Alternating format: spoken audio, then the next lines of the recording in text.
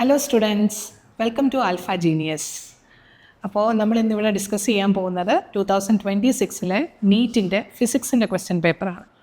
എങ്ങനെ ഉണ്ടായിരുന്നു നീറ്റിന്റെ question paper? കുട്ടികളുടെ പറയണ്ട, ഭയങ്കര സിമ്പിളായിരുന്നു. നമ്മുടെ കുട്ടികളൊക്കെ നന്നായിട്ട് എഴുതിയത്. അതെ, അത് തന്നെയാണ് എനിക്കൊരു റിവ്യൂ കിട്ടിയത്. കുട്ടികളുടെ കോൾസിൽ നിന്നും മെസ്സേജസിൽ നിന്ന് എനിക്ക് മനസ്സിലാക്കാൻ പറ്റിയത് ക്വസ്റ്റ്യൻ ഭയങ്കര സിമ്പിളായിരുന്നു. ഭയങ്കര സിമ്പിൾ ആയതുകൊണ്ട് തന്നെ ചിലർക്ക് കുറെ മിസ്റ്റേക്സും പറ്റിയിട്ടുണ്ട്. അതെ, ബേസിക്കലി പിള്ളേരെല്ലാം ഫിസിക്സ് ഭയങ്കര പാടാണ്, അതുകൊണ്ട് ഫിസിക്സിൽ ഒരു 1000 ക്വസ്റ്റ്യൻ ചെയ്യുക അല്ലെങ്കിൽ 500 ക്വസ്റ്റ്യൻ ചെയ്യാന്ന് പറഞ്ഞാൽ ഒരു ലോകത്തെങ്ങും ഇല്ലാത്ത കുറെ ജെയുടെയും അഡ്വാൻസിന്റെ ക്വസ്റ്റ്യൻസ് ആയിട്ടാണ് ചെയ്തത്. അങ്ങനെ വരുന്നവർക്ക് ചിലപ്പം ഒരു കൺഫ്യൂഷൻ വരാൻ ചാൻസ് ഉണ്ട്. അതാണ് ഒത്തിരി ക്വസ്റ്റ്യൻ ചെയ്ത് പഠിക്കുന്ന കുട്ടികൾക്കുള്ള ഏറ്റവും വലിയ പ്രശ്നമാണ്. ഞാൻ പറയാറുള്ളതാണ് കുട്ടികളോട്, അല്ലെ? അതായത് അവര് ബേസിക്സ് അങ്ങ് വിടും. എല്ലാം കുറെ കോംപ്ലക്സ് ആയിട്ടുള്ള കാൽക്കുലസ് ബേസ്ഡ്, അതായത് ഇന്റഗ്രലും ഡിഫറൻഷ്യലും വരുന്ന കുറെ ക്വസ്റ്റ്യൻ ചെയ്ത് ബേസിക് ആയിട്ടുള്ള ക്വസ്റ്റ്യൻ കണ്ടാൽ അവർ വിചാരിക്കും ഇത്രയും സിമ്പിൾ ചോദിക്കത്തില്ലായിരിക്കും, എന്തോ പാടുകയാണ്, എന്തോ ട്വിസ്റ്റ് പഠിച്ചവർക്കാണെങ്കിൽ വളരെ സിമ്പിൾ ആണ്. NCERT-യിലെ ഡയറക്റ്റ് ഡിറ്റോ ക്വസ്റ്റ്യൻസ് തന്നെ 3-4 ക്വസ്റ്റ്യൻസോളം ചോദിച്ചിട്ടുണ്ട്. നമ്മുടെ ഇലക്ട്രോമാഗ്നറ്റിക് വേവ്സിൽ നിന്നാണെങ്കിലും അതുപോലെ തെർമോഡൈനാമിക്സിൽ നിന്ന് ചോദിച്ച ക്വസ്റ്റ്യൻ എക്സാമ്പിളിൽ നിന്ന് അത് സോൾവ് ചെയ്തത്. അപ്പം എനിക്ക് പറയാനുള്ളത് 2027 നീറ്റ് പ്രിപ്പയർ ചെയ്യുന്ന കുട്ടികൾ, ഇനി ഒരു വർഷം കൂടെ റിപ്പീറ്റ് ചെയ്യാൻ പോകുന്ന കുട്ടികൾ, അല്ലെങ്കിൽ ഇപ്പോൾ 12th നമ്മുടെ ഇൻ്റഗ്രേറ്റഡ് സ്കൂളിൽ ഇപ്പോൾ പഠിക്കുന്ന കുട്ടികളോട് എനിക്ക് പറയാനുള്ളത്, നിങ്ങൾ ആദ്യം NCERT ഫുള്ള് കവർ ചെയ്യുക. ഒരു ക്വസ്റ്റ്യൻ പോലും ഇടാതെ, ഇൻക്ലൂഡിങ് എക്സാമ്പിൾ ക്വസ്റ്റ്യൻ. NCERT ആണ് നിങ്ങളുടെ Bible. Points to ponder exercise points to ponder എന്ന് പറയാൻ കാരണം അതിൽ നിന്ന് സ്റ്റേറ്റ്മെന്റ് ബേസ്ഡ് ക്വസ്റ്റ്യൻസും അസർഷൻ ബേസ്ഡും ഒക്കെ ചോദിക്കാൻ ചാൻസ് ഉണ്ട്, ഈ സമ്മറി എന്നൊക്കെ. അതുകൊണ്ട് അത് നല്ലപോലെ പഠിച്ച് അത് പെർഫെക്റ്റ് ആക്കിയിട്ട് മാത്രം നിങ്ങൾ അഡീഷണൽ ക്വസ്റ്റ്യൻസിലേക്ക് പോവുക. ഇത് നമ്മൾ നീറ്റിന്റെ കാര്യമാണ് പറയുന്നത്. ജെയുടെയും മെയിൻ്റെയും അഡ്വാൻസിൻ്റെയും അങ്ങനെയല്ല. ജെയ് മെയിനും അഡ്വാൻസും ഉറപ്പായിട്ടും നിങ്ങൾ ഈ നീറ്റ് പ്രിപ്പയർ ചെയ്യുന്ന പോലെ ചെയ്തിട്ട് കാര്യമില്ല. ഒറ്റ വാക്കി പറയുകയാണെങ്കിൽ ഒരു 45 മിനിറ്റ്സ് കൊണ്ട് 45 ക്വസ്റ്റ്യൻസും ഫിനിഷ് ചെയ്യാൻ പറ്റും. കാരണം ഇതിലൊരു മോർ ദാൻ 50% ക്വസ്റ്റ്യൻസ് ഒരു 10 സെക്കൻഡ്സ് കൊണ്ടൊക്കെ കംപ്ലീറ്റ് ചെയ്യാൻ പറ്റുന്ന ഫോർമുല ബേസ്ഡ് ആയിരുന്നു. ഒറ്റ ഒരു ക്വസ്റ്റ്യൻ പോലും കാൽക്കുലസ്, അതായത് ഡെറിവേറ്റീവ് എന്ന് പറയുന്ന സാധനം അല്ലെങ്കിൽ ഇന്റഗ്രൽ എന്ന് പറയുന്ന ഒരു സാധനം ഉപയോഗിക്കേണ്ട ആവശ്യമില്ല. അപ്പം 12th മാത്സ് പഠിക്കാത്ത ഒരു കുട്ടിക്ക് പോലും, ബയോമാത്സ് അല്ലാത്ത കുട്ടികൾക്കും, അതായത് സൈക്കോളജി, ലാംഗ്വേജ് അങ്ങനെയൊക്കെ എടുക്കുന്ന കുട്ടികളുണ്ട്, അവർക്ക് പോലും 40 ക്വസ്റ്റ്യൻ സുഖമായിട്ടും ചെയ്യാൻ പറ്റും. 2-3 ക്വസ്റ്റ്യൻ മാത്രമാണ് ഒരു കൺഫ്യൂഷൻ വരുന്നത്. അതും ഡയറക്റ്റ് ഫോർമുലയുടെ സബ്സ്റ്റിറ്റ്യൂഷൻ ആണ്. 24 ആയിരുന്നു ഇതിന് നീറ്റിന്റെ ഒരു ഹിസ്റ്ററി നോക്കിയാൽ ഏറ്റവും എളുപ്പമുള്ള ക്വസ്റ്റ്യൻ ചോദിച്ചത്. അതിലും എളുപ്പമായിരുന്നു. ഒരു കീം ലെവലിലെ ക്വസ്റ്റ്യൻസ് ആണ് ഇപ്രാവശ്യം നീറ്റിന് ചോദിച്ചത്. അതുകൊണ്ട് ഹോപ്പ്ഫുള്ളി പല കുട്ടികൾക്കും ഇത് വളരെ സിമ്പിൾ ആയിട്ട് ആയെന്നാണ് നമുക്കൊരു ഫീഡ്ബാക്ക് കിട്ടിയത്. നമുക്ക് നല്ല റിസൾട്ട് കിട്ടുമെന്ന് നമ്മൾ പ്രതീക്ഷിക്കുന്നുണ്ട്. അതെ, ബാക്കി പല ഇൻസ്റ്റിറ്റ്യൂട്ടിലും ഇമ്മീഡിയറ്റ്ലി എന്താണ് പറയുക, ക്വസ്റ്റ്യൻ പേപ്പർ ഡിസ്കഷൻ ഉണ്ടായിരുന്നു. നമ്മൾ അങ്ങനെ ചെയ്യാത്തതിന് കാരണം ഒരു എററും വരരുത്, നമ്മുടെ ഡിസ്കഷനിൽ വരരുത് എന്ന് വിചാരിച്ചിട്ടാണ് നമ്മൾ ഇത്രയും ഡിലേ ആക്കിയത്.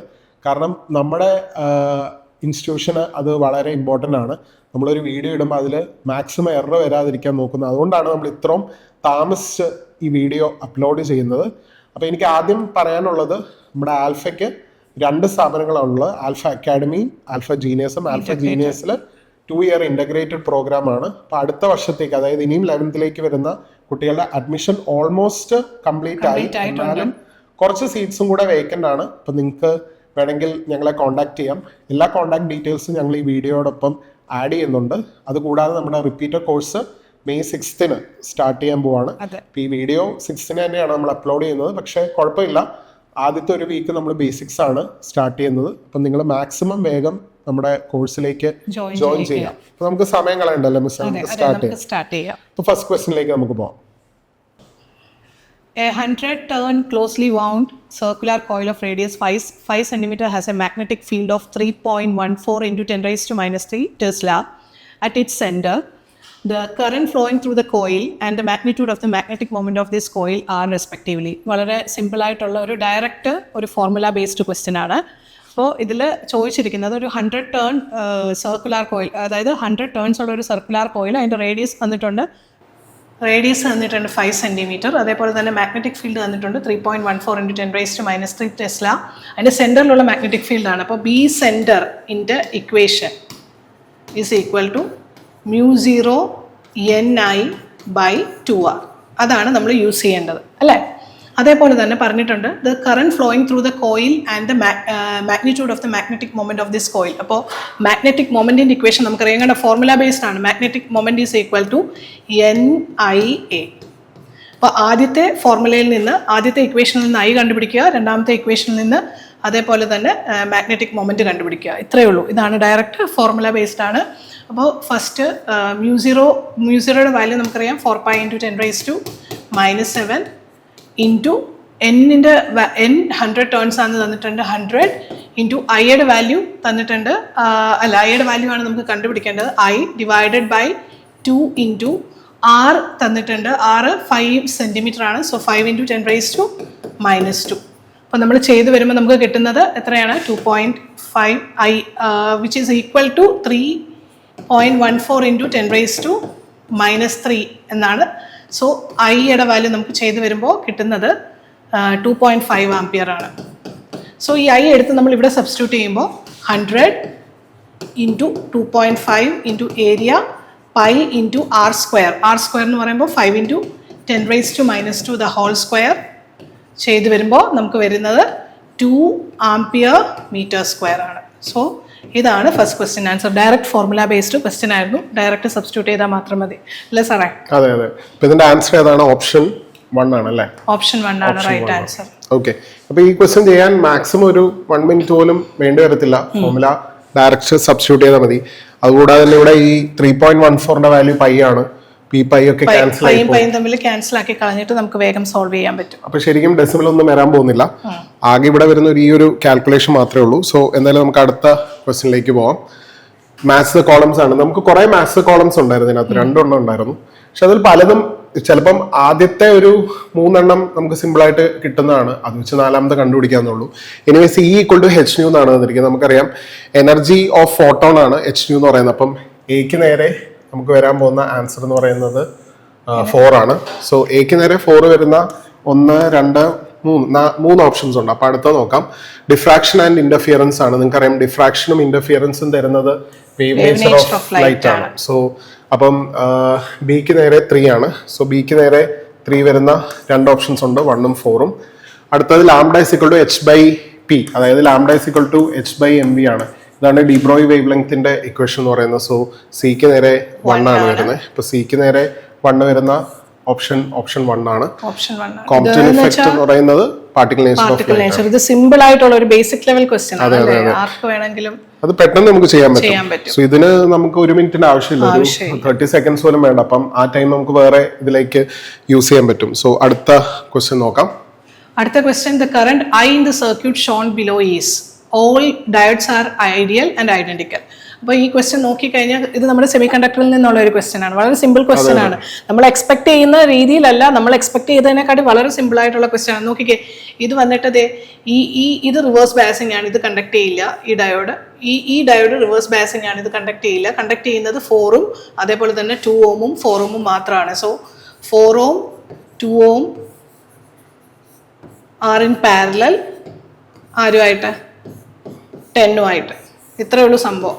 ഇത് വെച്ചിട്ട് നമുക്ക് സോൾവ് ചെയ്തെടുക്കാവുന്നതേ ഉള്ളൂ.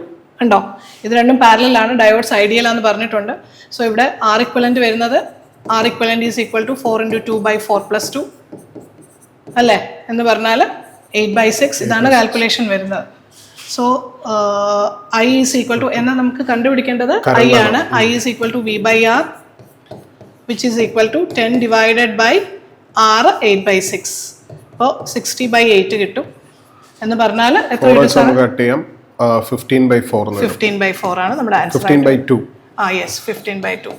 ഓപ്ഷൻ 2 ആണ് അതിന്റെ ആൻസർ. ഓപ്ഷൻ 2 ആണ് അതിന്റെ ആൻസർ. ഓപ്ഷൻ 2. യെസ്, കണ്ടോ, വളരെ സിമ്പിൾ ആയിട്ടുള്ള ക്വസ്റ്റ്യൻ. ഓക്കെ, അടുത്ത ക്വസ്റ്റ്യൻ നോക്കാം. ഇത് ശരിക്കും ഒരു എന്താ പറയാ ക്ലാസ് 9 പിള്ളേർക്ക് ചെയ്യാൻ പറ്റുന്ന ഒരു ക്വസ്റ്റ്യൻ ആണ്. ക്വസ്റ്റ്യൻ നോക്കാം. Speed of light in vacuum is unity. Speed of light നമുക്കറിയാം 3 × 10⁻8 ആണ്, പക്ഷെ അവരത് 1 ആയിട്ട് എടുത്തോളാനാണ് പറയുന്നത്. Light takes 6 minutes 40 seconds to reach earth ആണ്. അപ്പൊ ടൈം എന്ന് പറയുന്നത് അത് മാത്രമാണ് ഒരു കാൽക്കുലേഷൻ വരുന്നത്. 6 minutes 40 seconds. 6 minutes എന്ന് പറഞ്ഞാൽ 6 × 60 seconds plus 40 seconds എന്ന് വരും. 6 × 60 is 360 plus 40 400 seconds എന്നാണ് വരുന്നത്. നമ്മളോട് യൂസ് ചെയ്യുന്ന ഡിസ്റ്റൻസ് ആണ്. ഡിസ്റ്റൻസ് എന്ന് പറഞ്ഞാൽ സ്പീഡ് ഇൻറ്റു ടൈം ആണ്. Speed into time. Speed 1, time 400. So answer is 400. Okay, വളരെ സിമ്പിൾ ആയിരുന്നു. അതെ അതെ, വളരെ സിമ്പിൾ ഈ ആയിട്ട് ലെവലിലുള്ള ക്വസ്റ്റ്യൻ നിങ്ങൾക്ക് തരുന്നത് ആക്ച്വലി ഈ ഫിസിക്സിന്റെ എക്സാം നിങ്ങൾ നോക്കുകയാണെങ്കിൽ വളരെ സിമ്പിൾ ആയിരുന്നു. ആകെ ടൈം കൺസ്യൂമിങ് കുറച്ച് കാൽക്കുലേഷൻ വരുന്ന 1-2 ക്വസ്റ്റ്യൻ ഉണ്ട്. അത് ശരിക്കും ഈ ക്വസ്റ്റ്യൻ ഭയങ്കര ബാലൻസ്ഡ് ആക്കിയിട്ടുണ്ട്. അതായത് ആ കാൽക്കുലേഷനുള്ള ടൈം ഇങ്ങനത്തെ ക്വസ്റ്റ്യൻസ് വെച്ച് ചെയ്യുമ്പോൾ വേണ്ടി വരത്തില്ല ഇത് ചെയ്യാൻ വേണ്ടി. ഇങ്ങനത്തെ കുറെ ക്വസ്റ്റ്യൻസ് ഒക്കെ 10 സെക്കൻഡ് പോലും വേണ്ട. അപ്പൊ ആ സമയം നിങ്ങൾക്ക് അവിടുത്തെ ക്വസ്റ്റ്യൻസിന് ഉപയോഗിക്കാൻ പറ്റും. ശരിക്കും ബാലൻസ്ഡ് ആയിട്ടുള്ള വളരെ സിമ്പിൾ ആയിട്ടുള്ള ഒരു ക്വസ്റ്റ്യൻ ആയിരുന്നു ഫിസിക്സിലെ കഴിഞ്ഞ വർഷത്തെ വെച്ച് നോക്കുമ്പോൾ. യെസ്, അടുത്ത ക്വസ്റ്റ്യനിലേക്ക് പോവാം. അടുത്ത question, the following plots show variation of velocity v with time t of a ball thrown vertically upward. Ball thrown vertically upward. അതായത് നമ്മൾ ഫിസിക്സ് പഠിപ്പിക്കുമ്പോൾ എപ്പോഴും പറയുന്നതാണ് മാക്സിമം ഗ്രാഫ്സ് പഠിക്കണം. ഇപ്പൊ ഇതിൽ നിന്ന് തന്നെ 3 ക്വസ്റ്റ്യനോളം തന്നെ ഗ്രാഫ് വെച്ച് ചോദിച്ചിട്ടുണ്ട്. ഇത് എപ്പോഴും നമ്മൾ പറയുന്നതാണ്. മോഷനെ സ്ട്രെയിറ്റ് ലൈനിൽ നിന്ന് ചോദിച്ചൊരു ഗ്രാഫിക്കൽ ബേസ്ഡ് ക്വസ്റ്റ്യൻ ആണത്. ഓക്കെ, ഇതില് സാർ ഈ ക്വസ്റ്റ്യനിലൊരു ഇത് വരുന്നത് ഈ ഓപ്ഷൻസിൽ എ ആൻഡ് ഇ ഒൺലി, ഈ സി ഒൺലി, ഡി ഒൺലി ഇങ്ങനെ വരുമ്പോൾ ഒരു കൺഫ്യൂഷൻ വരും. പക്ഷെ നമുക്ക് എന്തായാലും ക്വസ്റ്റ്യൻ കാണുമ്പോൾ ബോൾ ത്രോൺ വെർട്ടിക്കലി അപ്വേർഡ് ആണ്, അതേപോലെ വി ടി ഗ്രാഫ് ആണെങ്കിൽ ഉറപ്പായിട്ട് നമുക്ക് ഉറപ്പിക്കാം ഏതാണ് ഓപ്ഷൻ സി ആണ് റൈറ്റ് ആൻസർ അല്ലേ. ബോള് മുകളിലോട്ട് പോകും, മുകളിലോട്ട് പോയി കഴിഞ്ഞിട്ട് വെലോസിറ്റി മേളിലേക്ക് പോകുമ്പോൾ വെലോസിറ്റി എന്ത് ചെയ്യും? കുറയും. അത് കഴിഞ്ഞിട്ട് 0 ആവും, അത് കഴിഞ്ഞിട്ട് വീണ്ടും ഇൻക്രീസ് ആവും. Velocity increase. അപ്പൊ ഒരു ഡൗട്ട് വരുന്നത് ഓപ്ഷൻ സി ആണോ ഓപ്ഷൻ എ ആണോ എന്ന് വരാം. അതായത് മിസ് പറഞ്ഞ പോലെ ആദ്യം ഒരു വെലോസിറ്റിയിൽ എറിയും, മേളിലേക്ക് പോകുന്നതിനനുസരിച്ച് വെലോസിറ്റി കുറഞ്ഞ് 0 ആവും, പിന്നെ കൂടും. അപ്പൊ നമ്മൾ വിചാരിക്കും ഓപ്ഷൻ എ വരാം, പക്ഷെ വരത്തില്ല. കാരണം മേളിലേക്ക് പോകുന്ന വെലോസിറ്റി പോസിറ്റീവും താഴേക്ക് വരുന്ന വെലോസിറ്റി നെഗറ്റീവ് ആണ്. അപ്പൊ ഗ്രാഫ് മേളിലേക്ക് പോകത്തില്ല, ഗ്രാഫ് താഴേക്കേ വരത്തുള്ളൂ. ഇത് നമ്മൾ പ്രത്യേകം പറയുന്നതാണ്. ഈ ഗ്രാഫ് ഓൾറെഡി നിങ്ങൾക്ക് അറിയാവുന്നതാണ്. പിന്നെ ഇത്രയും ഗ്രാഫ്സ് കൊടുക്കുന്നത് കൊണ്ട് ഒരു കൺഫ്യൂഷൻ വരാൻ സാധ്യതയുണ്ട്, അത്ര മാത്രമേ ഉള്ളൂ. സോ അതിന്റെ ആൻസർ ഏതാണ്? ഓപ്ഷൻ 1 ആണ്. C only correct. Okay, correct ആണ്. അടുത്തത്, in a vernier caliper 20 VSD coincide with 16 MSD, the least count of vernier caliper. So least count ആണ് നമ്മളോട് ചോദിച്ചിരിക്കുന്നത്. ലീസ്റ്റ് കൗണ്ട് എന്ന് പറയുമ്പോൾ നമുക്കറിയാം 1 MSD മൈനസ് 1 VSD. വളരെ സിമ്പിൾ ആയിട്ടുള്ള ക്വസ്റ്റ്യൻ ആണ്. അപ്പോൾ VSD എന്ന് പറഞ്ഞാൽ ഇവിടെ തന്നിട്ടുണ്ട് കണ്ടോ, 20 VSD is equal to 16 MSD എന്ന് തന്നിട്ടുണ്ട്. So VSD is equal to 1 VSD is equal to 16 MSD divided by 20. So അത് നമ്മളിവിടെ സബ്സ്റ്റിറ്റ്യൂട്ട് ചെയ്യുമ്പോൾ നമുക്ക് കിട്ടുന്നത് MSD minus 16 MSD by 20. So which is equal to 4/20 MSD എന്നാണ് വരുന്നത്. 4/20 എന്ന് പറയുമ്പോൾ 1/5 MSD. അതേപോലെ തന്നെ MSD each division length 1 millimeter എന്ന് തന്നിട്ടുണ്ട്. സോ 1/5 എന്ന് പറയുമ്പോൾ തന്നെ എത്ര വരും? 0.2 millimeter ആണ്. 15 സെന്റിമീറ്റർ ആകുമ്പോൾ 0.02 സെന്റിമീറ്റർ. ഇവിടെ ഒരു തെറ്റിക്കാൻ ചാൻസ് ഉണ്ട്. 0.2 കൊണ്ട് ചാടിക്കേറി ഓപ്ഷൻ 4 പക്ഷെ യൂണിറ്റ് നോക്കണം. ഇവിടെ മില്ലിമീറ്ററിലാണ് വന്നിരിക്കുന്നത്, പക്ഷെ ആൻസർ വേണ്ടത് സെന്റിമീറ്ററിലാണ്. അപ്പൊ ഡിവൈഡ് ബൈ 10 ചെയ്യണം. 0.02 സെന്റിമീറ്റർ. ശരിക്കും വെർനിയർ കാലിപ്പർ നമ്മൾ എക്സ്പെക്ട് ചെയ്യുന്നത് എററിന്റെ ഒക്കെ വെച്ചിട്ടുള്ള ക്വസ്റ്റ്യൻ ആണ്, പക്ഷെ അതൊന്നും ചോദിച്ചിട്ടില്ല. ഡയറക്റ്റ് ഫസ്റ്റ് സ്റ്റെപ്പ് ആണ് വെർനിയർ കാലിപ്പറിന്റെ ലീസ്റ്റ് കൗണ്ട് മാത്രം കണ്ടുപിടിച്ചാലുള്ള. അതായത് ഇപ്പൊ 12th റിപ്പീറ്റ് ചെയ്യാതെ 12th പഠിച്ച കുട്ടികൾക്ക് പോലും ചെയ്യാൻ പറ്റും. കാരണം എല്ലാവരും ലാബിൽ ചെയ്യുന്ന ഒരു എക്സ്പെരിമെന്റ് ആണ് വെർനിയർ കാലിപ്പർ. അത് CBSE ആണെങ്കിലും സ്റ്റേറ്റ് ആണെങ്കിലും എല്ലാവരും ചെയ്യുന്നതാണ്. അതിന്റെ ഫസ്റ്റ് സ്റ്റെപ്പ് ആണ് ഇതെന്ന് പറയുന്നത്. സോ വളരെ സിമ്പിൾ ക്വസ്റ്റ്യൻ ആയിരുന്നു. ആൻസർ 0.02 സെന്റിമീറ്റർ ആണ്. അടുത്ത ക്വസ്റ്റ്യൻ നോക്കാം. എഗെയിൻ മിസ് പറഞ്ഞ പോലെ എല്ലാം ഫോർമുല ബേസ്ഡ് ആണ്. ഒട്ടും കൺസെപ്ച്വൽ ആയിട്ടുള്ള ഒരു ക്വസ്റ്റ്യൻ പോലും ഈ വർഷം ചോദിച്ചിട്ടില്ല. ഡയറക്റ്റ് ഫോർമുലയുടെ സബ്സ്റ്റിറ്റ്യൂഷൻ ആണ്. ഒരു AC സർക്യൂട്ടിന്റെ റെസിസ്റ്റൻസ് തന്നിട്ടുണ്ട്. Capacitance is given 0.1 micro farad. പിന്നെ നമുക്ക് അപ്പൊ തന്നെ ഫാരഡ് ആക്കാം. So 0.1 into 10⁻⁻6 farad which is 10⁻⁻7 farad എന്ന് വരും. പിന്നെ ഇൻഡക്ടൻസ് തന്നിട്ടുണ്ട്, എല്ലാം തന്നിട്ടുണ്ട് 1 മില്ലി ഹെൻറി ആണ് വിച്ച് ഇസ് 10⁻³ ഹെൻറി എന്ന് വരും. ഇനി ചോദ്യം റെസൊണന്റ് ഫ്രീക്വൻസി ആണ്. റെസൊണന്റ് ഫ്രീക്വൻസിയുടെ ഇക്വേഷൻ നമുക്കറിയാം 1/2π √LC എന്നാണ്. So it is 1/2π into √L 10⁻³ C 10⁻⁻7 എന്ന് വരും. സോ ഇറ്റ് ഈസ് 1/2π into 10⁻⁻10 എന്ന് വരും. അതിന്റെ റൂട്ട് 10⁻⁻5 ആണ്. അത് മുകളിൽ പോകുമ്പോൾ 10⁻+5 എന്ന് വരും, /2π എന്ന് വരും. ഇനി ഇവിടെ പൈ നിങ്ങൾക്ക് ഇഷ്ടമല്ലെങ്കിൽ, ഇതിപ്പം നിങ്ങൾക്ക് പലയിടത്തും യൂസ് ചെയ്യാം. പൈ ഇഷ്ടം അല്ലെങ്കിൽ നമുക്ക് താഴെ മേളും പൈ വെച്ച് ഒന്ന് മൾട്ടിപ്ലൈ. അപ്പൊ എന്ത് വരും? പൈ into 10⁵5/2π² എന്ന് വരും. നിങ്ങൾക്കറിയാം പൈ സ്ക്വയറിന്റെ വാല്യൂ അപ്രോക്സിമേറ്റ്ലി 10 ആണ്. അപ്പം നമുക്ക് വേണമെങ്കിൽ പൈ into 10⁵5/2 2 into 10 എന്ന് വരും. ഒരു 10ഉം 10⁵ കട്ടായി പോയി 10⁴ വന്നു. സോ ആൻസർ π/2, അതായത് 3.14 divided by 2 into 10⁴ എന്ന് വരും. അപ്രോക്സ് ആണ്. 3.14/2 ചെയ്താൽ 1.57 ആണ് വരുന്നത് into 10⁴. ഓപ്ഷൻ എല്ലാം കിലോയിലാണ്. 15.7 into 10⁵ ഹെർട്സ് എന്ന് എഴുതാം, which is 15.7 kilohertz. അതിന്റെ നിയറസ്റ്റ് ആൻസർ 15.9 kilohertz ആണ്. അപ്പൊ ഇങ്ങനെ ചെയ്താൽ ആ പൈയുടെ ആവശ്യം നമുക്ക് വരത്തില്ല. ഡിനോമിനേറ്ററിൽ വരുമ്പോഴല്ലേ നിങ്ങൾക്ക് പ്രശ്നമുള്ളൂ. സോ ഡയറക്റ്റ് ഫോർമുല ബേസ്ഡ് ആണ്, സബ്സ്റ്റിറ്റ്യൂട്ട് ചെയ്താൽ മതി. വളരെ സിമ്പിൾ ആയിട്ടുള്ള ക്വസ്റ്റ്യൻ ആണ്. ഒരു സെന്റൻസിൽ മാത്രമേ ഉള്ളൂ ക്വസ്റ്റ്യൻ. നിങ്ങളെ പിന്നെ മിസ്ലീഡ് ചെയ്യാനാണ് ഈ റെസിസ്റ്റൻസ് തന്നിരിക്കുന്നത്. റെസിസ്റ്റൻസും റെസൊണന്റ് ഫ്രീക്വൻസി ആയിട്ട് യാതൊരു ബന്ധവുമില്ല. അപ്പൊ ആ റെസിസ്റ്റൻസിന്റെ വാല്യൂ നിങ്ങൾ ഇവിടെ കൺസിഡർ ചെയ്യേണ്ട ആവശ്യമില്ല. ഓക്കെ, അപ്പൊ അടുത്ത ക്വസ്റ്റ്യനിലേക്ക് പോകാം. അടുത്ത ക്വസ്റ്റ്യൻ ശരിക്കും പറഞ്ഞാൽ നമ്മളുടെ NCERT എക്സാമ്പിളിൻ്റെ അകത്തുള്ള ഒരു ക്വസ്റ്റ്യൻ ആണ്. ഈ ക്വസ്റ്റ്യന് NCERT എക്സാമ്പിൾ ചെയ്തിട്ടുള്ള പഠിച്ചിട്ടുള്ള എല്ലാവർക്കും ഇത് ചെയ്യാൻ പറ്റുന്നതാണ്. The figure given below shows a long straight solid wire of circular cross section of radius A carrying steady current I.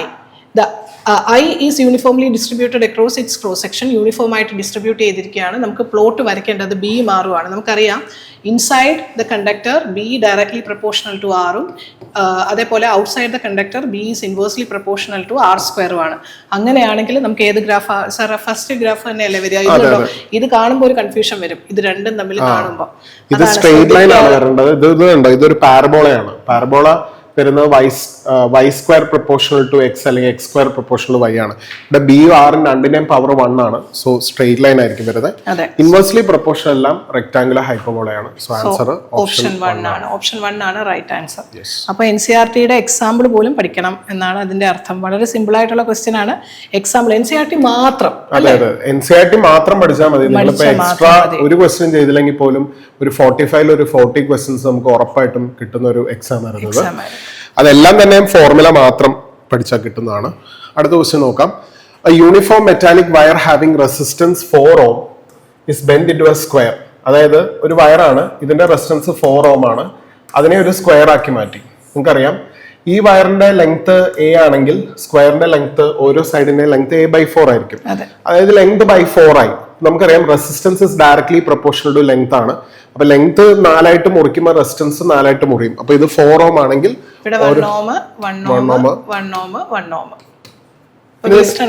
അതെ. അപ്പൊ വേണമെങ്കിൽ ഇത് നിങ്ങൾക്ക് കണ്ടിട്ട് മനസ്സിലാവുന്നില്ല, ഞാൻ തിരിച്ചു വരയ്ക്കാം. സോ ബിയുടെയും ഡിയുടെ ഇടയിൽ ഒരു റെസിസ്റ്റൻസ് 2 ohm ഉണ്ട്. ഇത് ബിയും ഡി ആയിട്ട് എടുക്കാം. ഇത് എ, ഇത് സി. ആൻഡ് ബാറ്ററി ഇവിടാണ് നമ്മൾ കണക്ട് ചെയ്തിരിക്കുന്നത്. ഇങ്ങനെ വരും. ഇത് 1, ഇത് 1, ഇത് 1, ഇത് 1 ആണ്. സോ P/Q = R/S ആണ്. ഇതൊരു ബാലൻസ് വീസ്റ്റോൺസ് ബ്രിഡ്ജ് ആണ്. 2 നമുക്ക് കളയാം. അപ്പൊ പിന്നെ ഈ 1 ഉം 1 ഉം സീരീസ് 2 വരും. 1 ഉം 1 ഉം സീരീസ് 2, 2 ഉം 2 ഉം പാരലൽ ആണ്. ആൻസർ 1 ohm എന്ന് വരും. റെസിസ്റ്റൻസ് നമുക്ക് കിട്ടും 1 ohm ആണ്. ഇനി കറണ്ട് ആണ് കാണേണ്ടത്. I = V/R ആണ്. V2 വോൾട്ട് വന്നിട്ടുണ്ട്. R 1. So the answer is 2 ampere. 2 ampere എന്നുള്ള റൈറ്റ് ആൻസർ ഓപ്ഷൻ 1 ആണ് ആൻസർ എന്ന് പറയുന്നത്. നമ്മൾ കുറെ കോംപ്ലക്സ് സർക്യൂട്ട് ശരിക്കും കറണ്ട് ഇലക്ട്രിസിറ്റി ഡിസ്കസ് ചെയ്തതാണ്. പക്ഷെ ചോദിച്ചത് അതെ, നമ്മൾ ആൽഫയിലെ എക്സാംസിനാണെങ്കിൽ നമ്മൾ വളരെ കോംപ്ലിക്കേറ്റഡ് ആയിട്ടുള്ള ക്വസ്റ്റ്യൻസ് ആണ് ചോദിച്ചിരുന്നത്. പക്ഷെ വന്ന ക്വസ്റ്റ്യൻ ഇത്രയും സിമ്പിൾ ആയിരുന്നു. ഓക്കെ, അപ്പൊ അടുത്ത ക്വസ്റ്റ്യനിലേക്ക് പോകാം. An unknown nucleus having nuclear density. ഇപ്പൊ ഡെൻസിറ്റി ഓഫ് ദ ന്യൂക്ലിയസ് തന്നിട്ടുണ്ട് 2.29 into 10⁻17 എന്നാണ് തന്നിരിക്കുന്നത്. മാസ് ഓഫ് ദ ന്യൂക്ലിയസ് തന്നിട്ടുണ്ട് 19.926 into 10⁻⁻27 എന്നാണ് തന്നിരിക്കുന്നത്. ഇനി ചോദ്യം മാസ് നമ്പർ എ ആണ് ചോദിച്ചിരിക്കുന്നത്. ഇപ്പൊ നമുക്കറിയാം density is mass by volume. അപ്പൊ വോളിയം എന്ന് പറയുന്നത് മാസ് ബൈ ഡെൻസിറ്റി ആയിരിക്കും. നമുക്കറിയാം നമ്മൾ ന്യൂക്ലിയസ് സ്ഫെറിക്കൽ ആണെന്നാണ് അസ്യൂം ചെയ്യുന്നത്. അപ്പം volume of the nucleus is 4/3 πr³ = mass by density. നമുക്കറിയാം R = R0 into A⁻1/3 ആണെന്ന് അറിയാം. നമുക്കിവിടെ സബ്സ്റ്റിറ്റ്യൂട്ട് ചെയ്യുമ്പോൾ 4/3 π into R0³ into A is equal to m/ρ എന്ന് വരും. അതിൽ നിന്ന് A എന്ന് പറയുന്നത് 3m/ρ into 4πr0³ എന്ന് വരും. ഇനി വാല്യൂസ് സബ്സ്റ്റിറ്റ്യൂട്ട് ചെയ്യുക. 3 into എം എന്ന് പറയുന്നത് 19.926 into 10⁻⁻27 divided by rho is 2.29 into 10⁻17 into 4πയുടെ വാല്യൂ അവർ തന്നിട്ടുണ്ട് 12.56 ആണ്. ഇൻറ്റു R0യുടെ value is 1.2 into 10⁻15 the whole cube എന്ന് വരും. ഇത് വളരെ കോംപ്ലിക്കേറ്റഡ് കാൽക്കുലേഷൻ. കാൽക്കുലേഷൻ ഭയങ്കര ലെങ്ത് ആണ്, കാരണം ഇതൊന്നും നമുക്ക് സിമ്പിൾ അല്ല. പക്ഷേ അതുമല്ല സാർ നോക്കിക്കേ, ഈ ഓപ്ഷൻസ് എല്ലാം അടുത്തടുത്താ, നമുക്ക് അപ്രോക്സിമേറ്റ് ചെയ്താൽ ചിലപ്പോ കിട്ടണമെന്നില്ല. സോ ഇതിന്റെ ആൻസർ ചെയ്യുമ്പോൾ നിങ്ങൾക്ക് 12 എന്ന് വരും. പക്ഷെ ഇത് ചെയ്യാൻ ഭയങ്കര സമയമെടുത്തു. അതാണ് ഞാൻ പറഞ്ഞത്, ഈ എക്സാം ബാലൻസ്ഡ് ആണ്. വേണമെങ്കിൽ ആദ്യത്തെ 10 ക്വസ്റ്റ്യൻ ഒരു 30 സെക്കൻഡ് സേവ് ചെയ്യുകയാണെങ്കിൽ തന്നെ ഒരു 5 മിനിറ്റ് വേണമെങ്കിൽ ഈ ക്വസ്റ്റ്യൻ ചെയ്യാൻ കിട്ടും. പക്ഷെ ആക്ച്വലി ഇത് നമുക്ക് വേറെ ഒരു എളുപ്പമുള്ള രീതിയിൽ ചെയ്യാൻ പറ്റും. നമ്മൾ എന്താ പഠിച്ചത്? ഡെൻസിറ്റി ഓഫ് ദ ന്യൂക്ലിയസുമായിട്ട് ഒരു ബന്ധവും ഇല്ല, കാരണം എല്ലാ ന്യൂക്ലിയസിന്റെ ഡെൻസിറ്റി കോൺസ്റ്റന്റ് ആണ്. അപ്പൊ അങ്ങനെ ചിന്തിക്കുവാണെങ്കിൽ ന്യൂക്ലിയർ ഡെൻസിറ്റി ഈസ് കോൺസ്റ്റന്റ് ആണ്. അപ്പൊ ശരിക്കും ഇങ്ങനെ ചിന്തിച്ചാൽ ഈ ഡെൻസിറ്റി കൊണ്ട് അല്ലാതെ വേണമെങ്കിൽ ഇത് എങ്ങനെ ചെയ്യാം എന്ന് നമുക്ക് നോക്കാം. അപ്പൊ നിങ്ങൾക്ക് ഒരു കാര്യം അറിയാം, മാസ് ഓഫ് ദ ന്യൂക്ലിയസ്. നിങ്ങൾക്ക് അറിയാമല്ലോ, ന്യൂക്ലിയസിനകത്ത് ആരൊക്കെയാണ് ഉള്ളത്? പ്രോട്ടോൺസും ന്യൂട്രോൺസും ആണുള്ളത്. അപ്പൊ ന്യൂക്ലിയസിന്റെ ടോട്ടൽ മാസ് കാണാൻ അതിനകത്തുള്ള പ്രോട്ടോണിന്റെ മാസിന്റെയും ന്യൂട്രോണിന്റെ മാസിന്റെയും സം എടുത്താൽ മതി. പക്ഷെ നമുക്കറിയാം പ്രോട്ടോണിന്റെ മാസും ന്യൂട്രോണിന്റെ മാസും അപ്രോക്സിമേറ്റ്ലി ഈക്വൽ ആയതുകൊണ്ട് ഒരു പ്രോട്ടോണിന്റെ മാസ് ഇൻറ്റു ന്യൂക്ലിയസിനകത്തുള്ള ടോട്ടൽ ആൾക്കാരുടെ എണ്ണം, അതിനെയാണ് നമ്മൾ മാസ് നമ്പർ എ എന്ന് വിളിക്കുന്നത്. അപ്പൊ എ ഇൻറ്റു എം പി അല്ലെങ്കിൽ എ ഇൻറ്റു എം എൻ ഏത് ചെയ്താലും കുഴപ്പമില്ല. അപ്പൊ എ കാണാൻ total mass of the nucleus by M P ചെയ്താൽ മതി. Total mass of the nucleus അവർ ക്വസ്റ്റിനെ തന്നിട്ടുണ്ട് 19.926 ഇൻറ്റു 10⁻⁻27 കിലോഗ്രാം എന്ന് തന്നിട്ടുണ്ട്. ആൻഡ് നമുക്കറിയാം മാസ് ഓഫ് ദ പ്രോട്ടോൺ എന്ന് പറയുന്നത് 1.66 ഇൻറ്റു 10⁻⁻27 kg ആണ്. ഇപ്പൊ 10⁻⁻27 10⁻⁻27 കട്ടായി പോകും. 19.96നെ അപ്രോക്സിമേറ്റ്ലി 20 എന്നും ഇതിനെ നമുക്ക് 1.6 എന്നും എടുക്കാം. താഴെ മേളും 10 വെച്ച് മൾട്ടിപ്ലൈ ചെയ്താൽ ഇറ്റ് ബിക്കംസ് 200/16. 4 വെച്ച് കട്ട് ചെയ്താൽ ഇവിടെ 4 വരും, ഇവിടെ 15 വരും. 25/2 എന്ന് വരും, വിച്ച് ഇസ് 12.5. ഇത് അപ്രോക്സിമേറ്റ് ആണ്. സോ ദ ആൻസർ എന്ന് പറയുന്നത് എത്രയായിരിക്കും? 12 ആണ്. അപ്പൊ ശരിക്കും ഈ ലെങ്തി മെത്തേഡ് ചെയ്യുന്നതിന് വരെ ഇത് ചെയ്താലും മതി. എന്തായാലും ആൻസർ എന്ന് പറയുന്നത് ഓപ്ഷൻ എ ആണ്, 12. ആകുമ്പോൾ ഒറ്റ സ്റ്റെപ്പിൽ ആൻസർ കിട്ടും. മറ്റേതാകുമ്പോൾ അത്രയും സമയം നമ്മുടെ നഷ്ടപ്പെടും. നല്ലതായിട്ട് കാൽക്കുലേഷൻ അറിയാൻ വയ്യാത്ത ആൾക്കാർക്ക് കുറച്ച് സമയം എടുക്കും. പക്ഷേ ആ സമയം നമുക്ക് കിട്ടും. ബാക്കിയുള്ള ക്വസ്റ്റ്യനിൽ നിന്ന് കുറെ ടൈം സേവ് ചെയ്താൽ നമുക്ക് ഇത് വേണമെങ്കിൽ ചെയ്യാം. പക്ഷെ ഇങ്ങനെ ചിന്തിക്കുകയാണെങ്കിൽ കുറച്ചും കൂടെ എളുപ്പമായിരിക്കും ഇത് ചെയ്യാനായിട്ട്. ഓക്കെ, ക്വസ്റ്റ്യൻ നോക്കാം. Rectangular loop of side 8 centimetre and 3 centimetre with a small cut is moving in the region of a uniform magnetic field of magnitude 0.3 Tesla normal to the plane of the loop. അപ്പോൾ നമുക്കൊരു loop വരയ്ക്കാം. So ഇതൊരു ലൂപ്പാണ്. ഇതിൽ ചെറിയൊരു കട്ടുണ്ട്. Okay, so ഇത് 8 centimetre ആണെന്നും ഇത് 3 സെന്റിമീറ്റർ ആണെന്ന് തന്നിട്ടുണ്ട്. ഓക്കെ, സോ ഈ പാർട്ടിക്കിൾ മൂവ് ചെയ്യുന്നത് ഷോർട്ടർ സൈഡിന് പെർപെൻഡിക്കുലർ ആയിട്ടാണ്. സോ പാർട്ടിക്കിൾ ഇങ്ങോട്ടാണ് മൂവ് ചെയ്യുന്നത്. പിന്നെ ഇവിടെ ഒരു മാഗ്നറ്റിക് ഫീൽഡ് ഉണ്ട്, ഒരു ഇൻഡു ഫീൽഡ് ഉണ്ട്. സോ ഇതൊരു വി വെലോസിറ്റിയിൽ മൂവ് ചെയ്യാണ്. നമുക്കറിയാം ഒരു യൂണിഫോം മാഗ്നറ്റിക് ഫീൽഡിൽ കൂടെ വി വെലോസിറ്റിയിൽ ഒരു പാർട്ടിക്കിൾ ഒരു ലൂപ്പ് മൂവ് ചെയ്താൽ അവിടെ ഒരു EMF ഇൻഡ്യൂസ്ഡ് ആവും. ആ ഇൻഡ്യൂസ്ഡ് EMFന്റെ ഫോർമുല എന്ന് പറഞ്ഞാൽ BLV sin θ എന്നാണ്. തീറ്റ എന്ന് പറഞ്ഞാൽ ലെങ്ത് വെക്ടറിന്റെയും വെലോസിറ്റി വെക്ടറിന്റെ ഇടയിലുള്ള ആംഗിൾ ആണ്. അപ്പൊ ഇത് നോക്കുവാണെങ്കിൽ ഈ ഷോർട്ടർ സൈഡ് നോക്കുവാണെങ്കിൽ തീറ്റ 90 ആണ്. ലോങ്ങർ സൈഡ് നോക്കുകയാണെങ്കിൽ വെലോസിറ്റി ഇങ്ങോട്ട് ലെങ്ത് ഇങ്ങോട്ട് തീറ്റ 0 ആയിരിക്കും. 0. അപ്പൊ ഈ സൈഡിന്റെ കോൺട്രിബ്യൂഷൻ എന്ന് പറയുന്നത് 0 ആണ്. അപ്പൊ നമ്മൾ ഏത് ലെങ്ത് എടുക്കണം, ഇതിന്റെ കോൺട്രിബ്യൂഷൻ എടുക്കത്തില്ല. അപ്പൊ നമ്മൾ എടുക്കുന്ന ആരുടെ ആയിരിക്കും? ഇതിന്റെ ആയിരിക്കും. അപ്പൊ ഇവിടെ വരുന്ന ലെങ്ത് എന്ന് പറയുന്നത് 3 ആണ്. പക്ഷെ അത് മാത്രമേ ഇവിടെ കൺഫ്യൂഷൻ വരത്തുള്ളൂ. കാരണം ഓപ്ഷനകത്ത് 3 വെച്ചിട്ട് ചെയ്യുന്ന ആൻസറും കിടപ്പുണ്ട്, 8 വെച്ചിട്ട് ചെയ്യുന്ന ആൻസറും കിടപ്പുണ്ട്. ശരിക്കും നമ്മൾ എടുക്കേണ്ട 3 വെച്ചിട്ട് ചെയ്യുന്ന ആൻസർ ആണ്. അപ്പം ബി എന്ന് പറയുന്നത് നമുക്ക് തന്നിട്ടുണ്ട് 0.3 ടെസ്ലയാണ്. Length 3 centimetre, 3 × 10⁻⁻². Velocity 2 centimetre per second എന്നാണ് തന്നിരിക്കുന്നത്. സെന്റിമീറ്റർ പെർ സെക്കൻഡ് ആണ്, അതൊക്കെ ശ്രദ്ധിച്ചോളണം. മീറ്റർ പെർ സെക്കൻഡ് ആക്കണം. 2 × 10⁻² എന്ന് വരും. അപ്പം 3 2s are 6. 6 × 0.3 is 1.8. 1.8 × 10⁻⁻4 വോൾട്ട് എന്ന് വരും. ഓപ്ഷൻ എ ആണ് റൈറ്റ്. അപ്പൊ ഇവര് നിങ്ങളോട് കാണുകയാണെങ്കിൽ സ്മോൾ കട്ട് എന്ന് പറഞ്ഞൊരു സാധനം കാണുന്നുണ്ട്. കട്ടിന് ഇമ്പോർട്ടൻസ് ഒന്നും ഇല്ല. കട്ട് ഇല്ലെങ്കിൽ ഇതൊരു ക്ലോസ് സർക്യൂട്ട് ആകും. അപ്പൊ അതിൽ കൂടെ ഒരു കറണ്ട് ഫ്ലോ ചെയ്യും. കട്ട് ഉണ്ടെങ്കിൽ ആ 2 പോയിന്റിന് അക്രോസ് ഒരു വോൾട്ടേജ് ക്രിയേറ്റഡ് ആവുമെന്ന് മാത്രമേ ഉള്ളൂ. ഓപ്പൺ സർക്യൂട്ട് അത്രേ ഉള്ളൂ. ഇനിയിപ്പം ക്ലോസ്ഡ് ആണെങ്കിലും ആൻസർ സെയിം തന്നെ ആയിരിക്കും, കട്ടില്ലെങ്കിലും സെയിം തന്നെ ആയിരിക്കും ആൻസർ എന്ന് പറയുന്നത്. ഓക്കെ, അപ്പൊ നമുക്ക് അടുത്ത ക്വസ്റ്റ്യനിലേക്ക് പോവാം. Next question, galvanometer to ammeter conversion ആണ്. A galvanometer of resistance 100 ohm give full scale deflection for a current of 1 milliampere. It is converted into an ammeter of range 0 to 10 ampere. The shunt required is. Galvanometer to ammeter conversion നമുക്കറിയാം. ഒരു galvanometerനെ ammeter ആയിട്ട് convert ചെയ്യണമെന്നുണ്ടെങ്കിൽ ഒരു resistance, ഒരു law resistance പാരലലായിട്ട് connect ചെയ്യണം. അതാണ് നമ്മൾ shunt എന്ന് പറയുന്നത്. സോ ഇവിടെ കൊടുക്കുന്ന കറണ്ട് എന്ന് പറയുന്നത് 10 ആംബിയർ ആണ് ടോട്ടൽ കറണ്ട് അല്ലേ. അപ്പോൾ 10 ആംബിയർ കൊടുത്താൽ ഇതുവഴി ഒരു ഐ ജി ഫ്ലോ ചെയ്യും. ഇവിടെ 10 മൈനസ് ഐ ജി. ഇവിടുത്തെ റെസിസ്റ്റൻസ് തന്നിട്ടുണ്ട് 100 ഓം എന്ന്. നമുക്ക് കണ്ടുപിടിക്കേണ്ടത് ഷണ്ട് അല്ല, സോറി 100 ഓം ഇവിടെ തന്നിട്ടുണ്ട്. നമുക്ക് കണ്ടുപിടിക്കേണ്ടത് എന്താണ്, റെസിസ്റ്റൻസ്, ഷണ്ട് റെസിസ്റ്റൻസ് ആറിൻ്റെ വാല്യൂ ആണ് നമുക്ക് കണ്ടുപിടിക്കേണ്ടത്. ദിസ് ആർ എസ്, ഇതിൻ്റെ വാല്യൂ ആണ് കണ്ടുപിടിക്കേണ്ടത്. സോ ഇത് പാരലൽ സർക്യൂട്ട് ആയതുകൊണ്ട് തന്നെ നമുക്ക് എങ്ങനെ എഴുതാം, I G into 100 is equal to 10 minus I G into R S. So I G into 100 is equal to 10 minus I G into R S. നമുക്ക് എന്ത് തന്നിട്ടുണ്ട്, ഐ ജി 1 മില്ലി ആംബിയർ എന്ന് തന്നിട്ടുണ്ട്. അപ്പോൾ നമ്മളത് സബ്സ്റ്റിറ്റ്യൂട്ട് ചെയ്താൽ 1 into 10 raise to minus 3 into 100 is equal to 10 minus 10 raise to minus 3 into R S എന്ന് എഴുതാം. So 10 raised to ഇത് 10 raised to minus 1 now, ഇത് 10 raised to minus 3 into 10 square, which is equal to 10 minus 10 raised to minus 3 10 ആയിട്ട് approximate ചെയ്യാം. കാരണം 10 minus 0.001 ആണ്, which is 9.99 എന്നാണ് വരുന്നത്. അപ്പോൾ നമുക്ക് അപ്രോക്സിമേറ്റ്ലി 10 ആയിട്ട് എടുക്കാം. So RS is equal to 10 raised to minus 1 by 10 എന്ന് പറയുമ്പോൾ 10 raised to minus 2. 10 raised to minus 2 എത്രയാണ്? 0.01 ഓം ആണ് റൈറ്റ് ആൻസർ. ഓപ്ഷൻ 1 ആണ് ആൻസർ എന്ന് പറയുന്നത്. നമ്മൾ നോർമലി ചെയ്യുന്ന ക്വസ്റ്റ്യൻ തന്നെയാണ്. ഇത് ശരിക്കും ബോർഡ് എക്സാം ലെവലിലുള്ള ഒരു ക്വസ്റ്റ്യൻ ആണ്. ഇത് എപ്പോഴും ചോദിക്കുന്നതാണ് ബോർഡ് എക്സാമിന്. സോ അടുത്ത ക്വസ്റ്റ്യനിലേക്ക് പോകാം.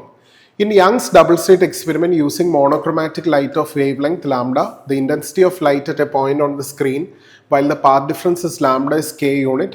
Intensity of light at a point when the path difference is lambda by 3. Actually ഈ ഒരു ക്വസ്റ്റ്യൻ മാത്രമാണ് ഇത്രയെങ്കിലും ഒരു സമയം എടുക്കുന്ന ഒരു ക്വസ്റ്റ്യൻ. അതും ഡയറക്റ്റ് ഫോർമുല സബ്സ്റ്റിറ്റ്യൂട്ട് ചെയ്താൽ കിട്ടാവുന്ന ഈ ടൈപ്പ് ക്വസ്റ്റ്യൻ എനിക്ക് തോന്നുന്നു ഒരുപാട് തവണ റിപ്പീറ്റ് ചെയ്ത് ചോദിച്ചിട്ടുള്ളതാണ്. എനിവേസ് നമുക്കറിയാം ഇന്റൻസിറ്റി അറ്റ് എനി പോയിന്റ് കാണാനുള്ള ഫോർമുല എന്ന് പറയുന്നത് I0 ഇൻറ്റു കോസ് സ്ക്വയർ 5/2 ആണ്. Where 5 is the phase difference ആണ്. അപ്പോൾ ഇതാണ് ഇക്വേഷൻ. I0 പീക്ക് വാല്യൂ ആണ്. അപ്പോൾ ഇതിവിടെ നിൽക്കട്ടെ. സോ ഇനി നമുക്ക് ആദ്യം അവർ പറഞ്ഞിരിക്കുന്ന intensity of the light at a point where the path difference is lambda. പക്ഷെ ഇക്വേഷൻ കിടക്കുന്ന പാത്ത് ഡിഫറൻസിന്റെ ടേമിലാണ്. പക്ഷെ നമുക്കറിയാവുന്നത് ഇക്വേഷൻ ഫേസ് ഡിഫറൻസിന്റെ ടേമിലാണ്. അപ്പൊ നമുക്ക് ഓരോ പാത്ത് ഡിഫറൻസിന് കറസ്പോണ്ടിങ് ആയിട്ടുള്ള ഫേസ് ഡിഫറൻസ് കണ്ടുപിടിക്കണം. നമുക്കറിയാമല്ലോ delta phi is equal to 2π by lambda into delta X ആണ്.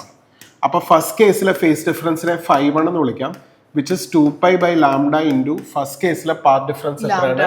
ലാംഡയാണ്. അപ്പം 5 എന്ന് പറയുന്നത് 2π എന്ന് വരും. ഓക്കെ, അടുത്ത 5 കാണാം. സോ 5 എന്ന് പറയുന്നത് എത്രയായിരിക്കും? 2π by lambda into lambda by 3 ആണ്. അപ്പം ലാംഡയും കട്ടായി പോവും. 2π by 3 എന്ന് വരും. 120 അല്ലേ? 120. ഇനി അപ്പോൾ നമുക്കറിയാം I is equal to I0 cos square 5/2 ആണ്. അപ്പം വേണമെങ്കിൽ പ്രൊപ്പോർഷണാലിറ്റി എഴുതിയാൽ നമുക്ക് എഴുതാം I proportional to cos square 5/2 എന്ന് വരും. So I1 by I2 is equal to cos square 5/2 divide by cos square 5/2 എന്ന് വരും. ഫസ്റ്റ് കേസിലെ ഇന്റൻസിറ്റി തന്നിട്ടുണ്ട്, കെ ആണെന്ന് തന്നിട്ടുണ്ട്. അപ്പോൾ I1 വരെ നമുക്ക് കെ എന്ന് കൊടുക്കാം. Divide by I2 is equal to cos square 5 നമുക്ക് കിട്ടി 2π ആണ്. അപ്പോൾ 5/2 എന്ന് വരുമ്പം π എന്ന് വരും. അടുത്ത കോസ് സ്ക്വയർ 2π by 3 ആണ്. ബൈ 2 എന്ന് വരുമ്പം π/3 എന്ന് വരും. അപ്പം എന്ത് വരും? k by I2 is equal to cos ഫൈയുടെ വാല്യൂ നമുക്കറിയാം -1 ആണ്. അപ്പോൾ കോസ് സ്ക്വയർ 5 എന്ന് പറയുമ്പോൾ എത്ര വരും? 1 എന്ന് വരും. Divide by cos π/3. കോസ് 60 1/2 ആണ്. അപ്പോൾ കോസ് സ്ക്വയർ 60 1/4 എന്ന് വരും. അപ്പോൾ ആ 4 മേളിലേക്ക് പോകും. അപ്പോൾ എന്ത് വരും? k by I2 is equal to 4 എന്ന് വരും. അപ്പോൾ I2 is equal to k/4 എന്ന് വരും. ഓപ്ഷൻ 1 ആണ് ആൻസർ. ഓക്കെ, ഓപ്ഷൻ 1 ആണ് ആൻസർ, k/4. ഇത് മാത്രമാണ് ഇത്രയെങ്കിലും ലെങ്തി ആയിട്ടൊരു ചോദിച്ചൊരു ക്വസ്റ്റ്യൻ എന്ന് പറയുന്നത്. അപ്പോൾ എഗെയിൻ ഞാൻ പറഞ്ഞു ബാക്കിയുള്ള ക്വസ്റ്റ്യൻ ഇന്ന് ടൈം സേവ് ചെയ്ത് ഇത് ചെയ്യാവുന്നതേ ഉള്ളൂ. സോ ആൻസർ k/4 ആണ്. ഓക്കെ, അടുത്ത question, the magnitude and direction of acceleration produced in A body of mass 5 kg when two mutually perpendicular forces 8 Newton and 10 Newton acts on it are respectively. ഇത് ശരിക്കും മോഷനെ പ്ലെയിനിൽ നിന്ന് ചോദിച്ച ഒരേ ഒരു question നമ്മൾ മോഷനെ പ്ലെയിനിൽ എന്തൊക്കെയാ പ്രതീക്ഷിച്ചത്? റിലേറ്റീവ് വെലോസിറ്റി, പ്രൊജക്ടൈൽ മോഷൻ, പക്ഷെ അതൊന്നും ചോദിച്ചില്ല. വളരെ സിമ്പിൾ ആയിട്ടുള്ള ക്വസ്റ്റ്യൻ ആണ്. അപ്പോൾ നമ്മുടെ ഫോഴ്സിന്റെ ഇക്വേഷൻ നമുക്കറിയാം, F is equal to root of രണ്ടും മ്യൂച്വലി പെർപെൻഡിക്കുലർ ആണ് തന്നിട്ട്. അതെ അതെ. അപ്പോൾ root of 8 square plus 6 square, അതായത് നമുക്ക് പാരലോഗ്രാം ലോ യൂസ് ചെയ്യാം. അപ്പോൾ root of 64 plus 36 എന്ന് വരും. Root of a square plus b square plus 2ab cos theta ആണ്. പക്ഷെ രണ്ടും മ്യൂച്വലി പെർപെൻഡിക്കുലർ ആയതുകൊണ്ട് തീറ്റ 90 ആണ്. 90 ഡിഗ്രി കോസ് 90 0 ആയതുകൊണ്ട് root of 8 square plus 6 square root 64 plus 36 എന്ന് വരും. റൂട്ട് 100 എന്ന് പറഞ്ഞാൽ 10 ആണ്. 10 ന്യൂട്ടൺ. അപ്പോൾ 10 ന്യൂട്ടൺ ആണ് ഫോഴ്സ്. ആക്സിലറേഷൻ ആണ്. F is equal to ma. So A is equal to F by m. F by m എന്ന് വരുമ്പോൾ നമ്മുടെ 10 divided by m എത്രയാണ് തന്നിരിക്കുന്നത്? 5. 10 by 5 which is equal to 2 meter per second square. അതായത് ഇവിടെ നമ്മുടെ രണ്ട് ഫോഴ്സസ് F1 എന്ന് പറയുന്നത് എത്രയാണ്? 8ഉം F2 എന്ന് പറയുന്നത് 6ഉം ആണ്. നമ്മുടെ പാരലോഗ്രാം ലോ പ്രകാരം ഇതാണ് റിസൾട്ടന്റ് F എന്ന് പറയുന്നത്. അതാണ് നിങ്ങൾക്ക് എത്ര കിട്ടിയത്? 10 ന്യൂട്ടൺ. ഇനി നിങ്ങളുടെ ചോദ്യം ആക്സിലറേഷന്റെ മാഗ്നിറ്റ്യൂഡ് കണ്ടുപിടിച്ചു, ഇനി ഡയറക്ഷൻ ആക്സിലറേഷന്റെ ഡയറക്ഷൻ എന്ന് പറയുന്ന റിസൾട്ടന്റ് ഫോഴ്സിന്റെ അതേ ഡയറക്ഷൻ ആണ്. കാരണം F = ma അല്ലേ. ഇപ്പൊ ഏതെങ്കിലും ആംഗിൾ എടുക്കാം. സപ്പോസ് ഈ ആംഗിൾ എടുക്കുവാണെങ്കിൽ സർ ഇതിൽ കണ്ടോ ഓപ്ഷനിൽ 6 ന്യൂട്ടൺ ഫോഴ്സ് എന്നും പറഞ്ഞിട്ടുണ്ട്, 8 ന്യൂട്ടൺ എന്ന് പറഞ്ഞിട്ടുണ്ട്. അവിടെയാണ് ഒരു കൺഫ്യൂഷൻ വരാൻ സാധ്യത. അപ്പൊ നിങ്ങൾ എന്ത് ചെയ്യുക? ആദ്യം 8 ന്യൂട്ടനുമായിട്ട് ഉണ്ടാക്കുന്ന ആംഗിൾ കണ്ടുപിടിക്കുക. അത് കിട്ടിയില്ലെങ്കിൽ അടുത്ത 6 ന്യൂട്ടൺ വെച്ച് ചെയ്യാം.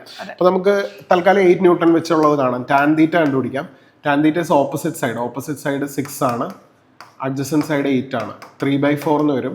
അപ്പൊ theta is equal to tan inverse 3/4. അതായത് 8 ന്യൂട്ടനുമായിട്ട് നെറ്റ് ഫോഴ്സ് അല്ലെങ്കിൽ നെറ്റ് ആക്സലറേഷൻ ഉണ്ടാക്കുന്ന ആംഗിൾ 3/4 ആണ്. അങ്ങനെ ഒരു ഓപ്ഷൻ ഉണ്ട്. So answer option 3. സപ്പോസ് കിട്ടിയില്ലെങ്കിൽ എന്ത് ചെയ്യണം? ഇതിനെ 5 ആയിട്ട് എടുത്തിട്ട് ടാൻ 5 കണ്ടുപിടിക്കുക, എന്നിട്ട് ചെയ്യുക. പക്ഷെ ഇവിടെ ഭാഗ്യത്തിന് നമ്മൾ ആദ്യം എടുത്തത് തന്നെ ആൻസർ ആയിട്ട് കിട്ടി. ഡയറക്റ്റ് ക്വസ്റ്റ്യൻ ആണ്, ഇതിലും ഒരുപാട് ചിന്തിക്കേണ്ട ആവശ്യമൊന്നുമില്ല. ആണ്, നമ്മളൊരു ബോർഡ് എക്സാം ലെവലിലുള്ള ഒരു ക്വസ്റ്റ്യൻ ആണ് ഇതിൽ നിന്നും ചോദിച്ചത്. ഓക്കെ, അടുത്ത ക്വസ്റ്റ്യനിലേക്ക് പോവാം. സോ ക്വസ്റ്റ്യൻ ഇതാണ്. ഇവിടെ 5 കപ്പാസിറ്റേഴ്സ് തന്നിട്ടുണ്ട്. C1, C2, C3, C4, C5. C1, C2, C3, C4 എല്ലാം വാല്യൂ സെയിം ആണ്. എല്ലാം എത്രയാണ്? 10 ആണ് തന്നിരിക്കുന്നത്. മൈക്രോഫാരഡ് ആണ്. പക്ഷെ എല്ലാ ഓപ്ഷനും മൈക്രോയിൽ കിടക്കുന്നതുകൊണ്ട് മൈക്രോ ആയിട്ട് നമ്മൾ അധികം കൺസിഡർ ചെയ്യേണ്ട ആവശ്യമില്ല. C5 മാത്രം 2.5 ആണ്. ഇനി ഇതൊരു 50 വോൾട്ടിലേക്ക് കണക്ട് ചെയ്തിരിക്കുകയാണ്. ആദ്യം ചോദിച്ചിരിക്കുന്ന ഇക്വലന്റ് കപ്പാസിറ്റൻസ് ആണ്. 10ഉം എല്ലാം സീരീസിലാണ്. പക്ഷെ ഇവിടെ നിങ്ങൾ ചിലപ്പോൾ തെറ്റിക്കാം. റെസിസ്റ്റൻസ് വെച്ച് എല്ലാം കൂടെ കൂട്ടി വെക്കരുത്. കപ്പാസിറ്റൻസ് നേരെ തിരിച്ചാണ്. അപ്പൊ നമുക്ക് ഇത്രയും ഭാഗത്തിന്റെ കപ്പാസിറ്റൻസ് എന്ന് പറയുന്നത് ഈക്വൽ കപ്പാസിറ്റേഴ്സ് ആയതുകൊണ്ട് C/4 വരും. അപ്പൊ 10/4 2.5 അല്ലേ? 2.5 മൈക്രോഫാരഡ്. അപ്പൊ നമുക്ക് വേണമെങ്കിൽ പടം റീഡ്രോ ചെയ്യാം. ഇവിടെ എത്ര വരും? 2.5 മൈക്രോഫാരഡും അടുത്തതും 2.5 തന്നെ വരും. 2.5 മൈക്രോഫാരഡ്. ആൻഡ് അത് ഒരു 50 വോൾട്ടിലേക്ക് കണക്ട് ചെയ്തിരിക്കുകയാണ്. 2.5 2.5 പാരലൽ ആണ് അല്ലേ? എത്ര വരും? 2.5 പാരലൽ ചെയ്താൽ ആഡ് ചെയ്താൽ മതി 5. സോ C ഇഫക്റ്റീവ് എന്ന് പറയുന്നത് ഫൈനലി നമുക്ക് 5 മൈക്രോ ഫാരഡ് എന്ന് കിട്ടും. 3 ഓപ്ഷനും 5 മൈക്രോഫാരഡ് ആണ്. 3ഉം 5 കിടപ്പുണ്ട്. അതിന്റെ അടുത്ത് നമുക്ക് ചെയ്ത് നോക്കണം. അപ്പൊ അത് കിട്ടി. ഇനി ചാർജ് ആണ് ചോദിച്ചിരിക്കുന്നത്. ചാർജ് ഒന്ന് ചെയ്യോ? Q നമുക്ക് കണ്ടുപിടിക്കാമല്ലോ. Q is equal to CV ആണ്. അപ്പോൾ C എന്ന് പറയുന്നത് 5 നമുക്ക് കിട്ടി. അതെ 5 ടോട്ടൽ ചാർജ് എന്ന് പറയുന്നത് 5 into V എന്ന് പറയുമ്പോൾ 50 which is equal to 250 microfarad micro coulomb.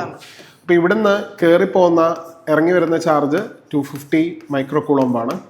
അതിവിടെ രണ്ടായിട്ട് സ്പ്ലിറ്റ് ചെയ്യും. ഇങ്ങോട്ട് Q1 പോവും, ഇങ്ങോട്ട് Q2 പോവും. അപ്പൊ ആദ്യം Q1 കണ്ടുപിടിക്കും. അതെ. അതിപ്പോ നമ്മൾ അങ്ങനെ ചെയ്യേണ്ട ആവശ്യമില്ല. കാരണം ഇത് രണ്ടും ഈക്വൽ കപ്പാസിറ്റേഴ്സ് ആയതുകൊണ്ട് ചാർജ് ഈക്വൽ ആയിട്ടായിരിക്കും സ്പ്ലിറ്റ് ചെയ്യുന്നത്. അപ്പൊ 250 രണ്ടായിട്ട് സ്പ്ലിറ്റ് ചെയ്യും. ഇവിടെ 125 വരും, ഇവിടെ 125 വരും മൈക്രോ കൂളോം. ഇതെന്ന് പറയുന്നത് നമ്മുടെ C5 ആണ്. അപ്പൊ C5ന്റെ ചാർജ് 125 ആണ്.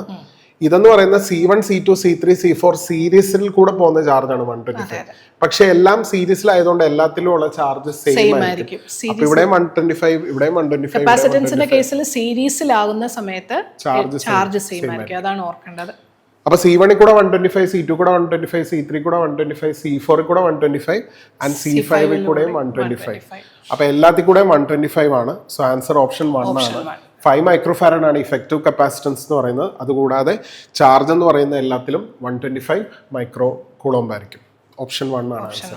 ഇതാണ് ശരിക്കും കപ്പാസിറ്റേഴ്സ് എന്ന് ചോദിച്ചത്. ഭയങ്കര സിമ്പിൾ ആയിട്ടുള്ള ഒരു ക്വസ്റ്റ്യൻ ആണ്. നമ്മൾ കപ്പാസിറ്ററിൽ കുറെ എന്താണ് ഡൈഇലക്ട്രിക്കിന്റെ ഇതും കോമ്പിനേഷനും, പക്ഷെ അതൊന്നും ചോദിച്ചില്ല. ഒരു വളരെ സിമ്പിൾ ആയിട്ടുള്ള ഇൻഫിനിറ്റ് ലാഡർ ഒക്കെ നമ്മൾ പഠിച്ചാണ്, പക്ഷെ അതൊന്നും ചോദിച്ചില്ല. വളരെ സിമ്പിൾ ആയിട്ടുള്ള ഒരു ക്വസ്റ്റ്യൻ ആണ് ചോദിച്ചത്. സോ അടുത്ത ക്വസ്റ്റ്യൻ നോക്കാം. ഇതൊരു മീറ്റർ ബ്രിഡ്ജ് ആണ്. മീറ്റർ ബ്രിഡ്ജിൽ ഒരു ഗാൽവനോമീറ്റർ ഉണ്ട്, ഒരു സെല്ലുണ്ട്. ഇനി നമ്മൾ എന്താ ചെയ്യുന്നത് വെച്ചാൽ ഇവരെ ഇന്റർചേഞ്ച് ചെയ്തു. നമ്മൾ പഠിച്ച മീറ്റർ ബ്രിഡ്ജിൽ ഗാൽവനോമീറ്റർ ഇവിടെയും സെല്ല് ഇവിടെയാണ്. സെല്ല് നമ്മൾ മേളിലുമാണ് വരയ്ക്കുന്നത്. പക്ഷെ ഇവിടെ നിങ്ങൾക്ക് തലതിരിച്ച് തന്നിട്ട് സെല്ലും ഗാൽവനോമീറ്ററും ഇന്റർചേഞ്ച് ചെയ്ത്, അതായത് നമ്മൾ പഠിച്ച സർക്യൂട്ട് ആക്കി. നിങ്ങൾ വീസ്റ്റോൺസ് ബ്രിഡ്ജ്, മീറ്റർ ബ്രിഡ്ജ് എന്ന് പറഞ്ഞാൽ ശരിക്കും വീസ്റ്റോൺസ് ബ്രിഡ്ജിന്റെ ഒരു പ്രാക്ടിക്കൽ വേർഷൻ ആണ്.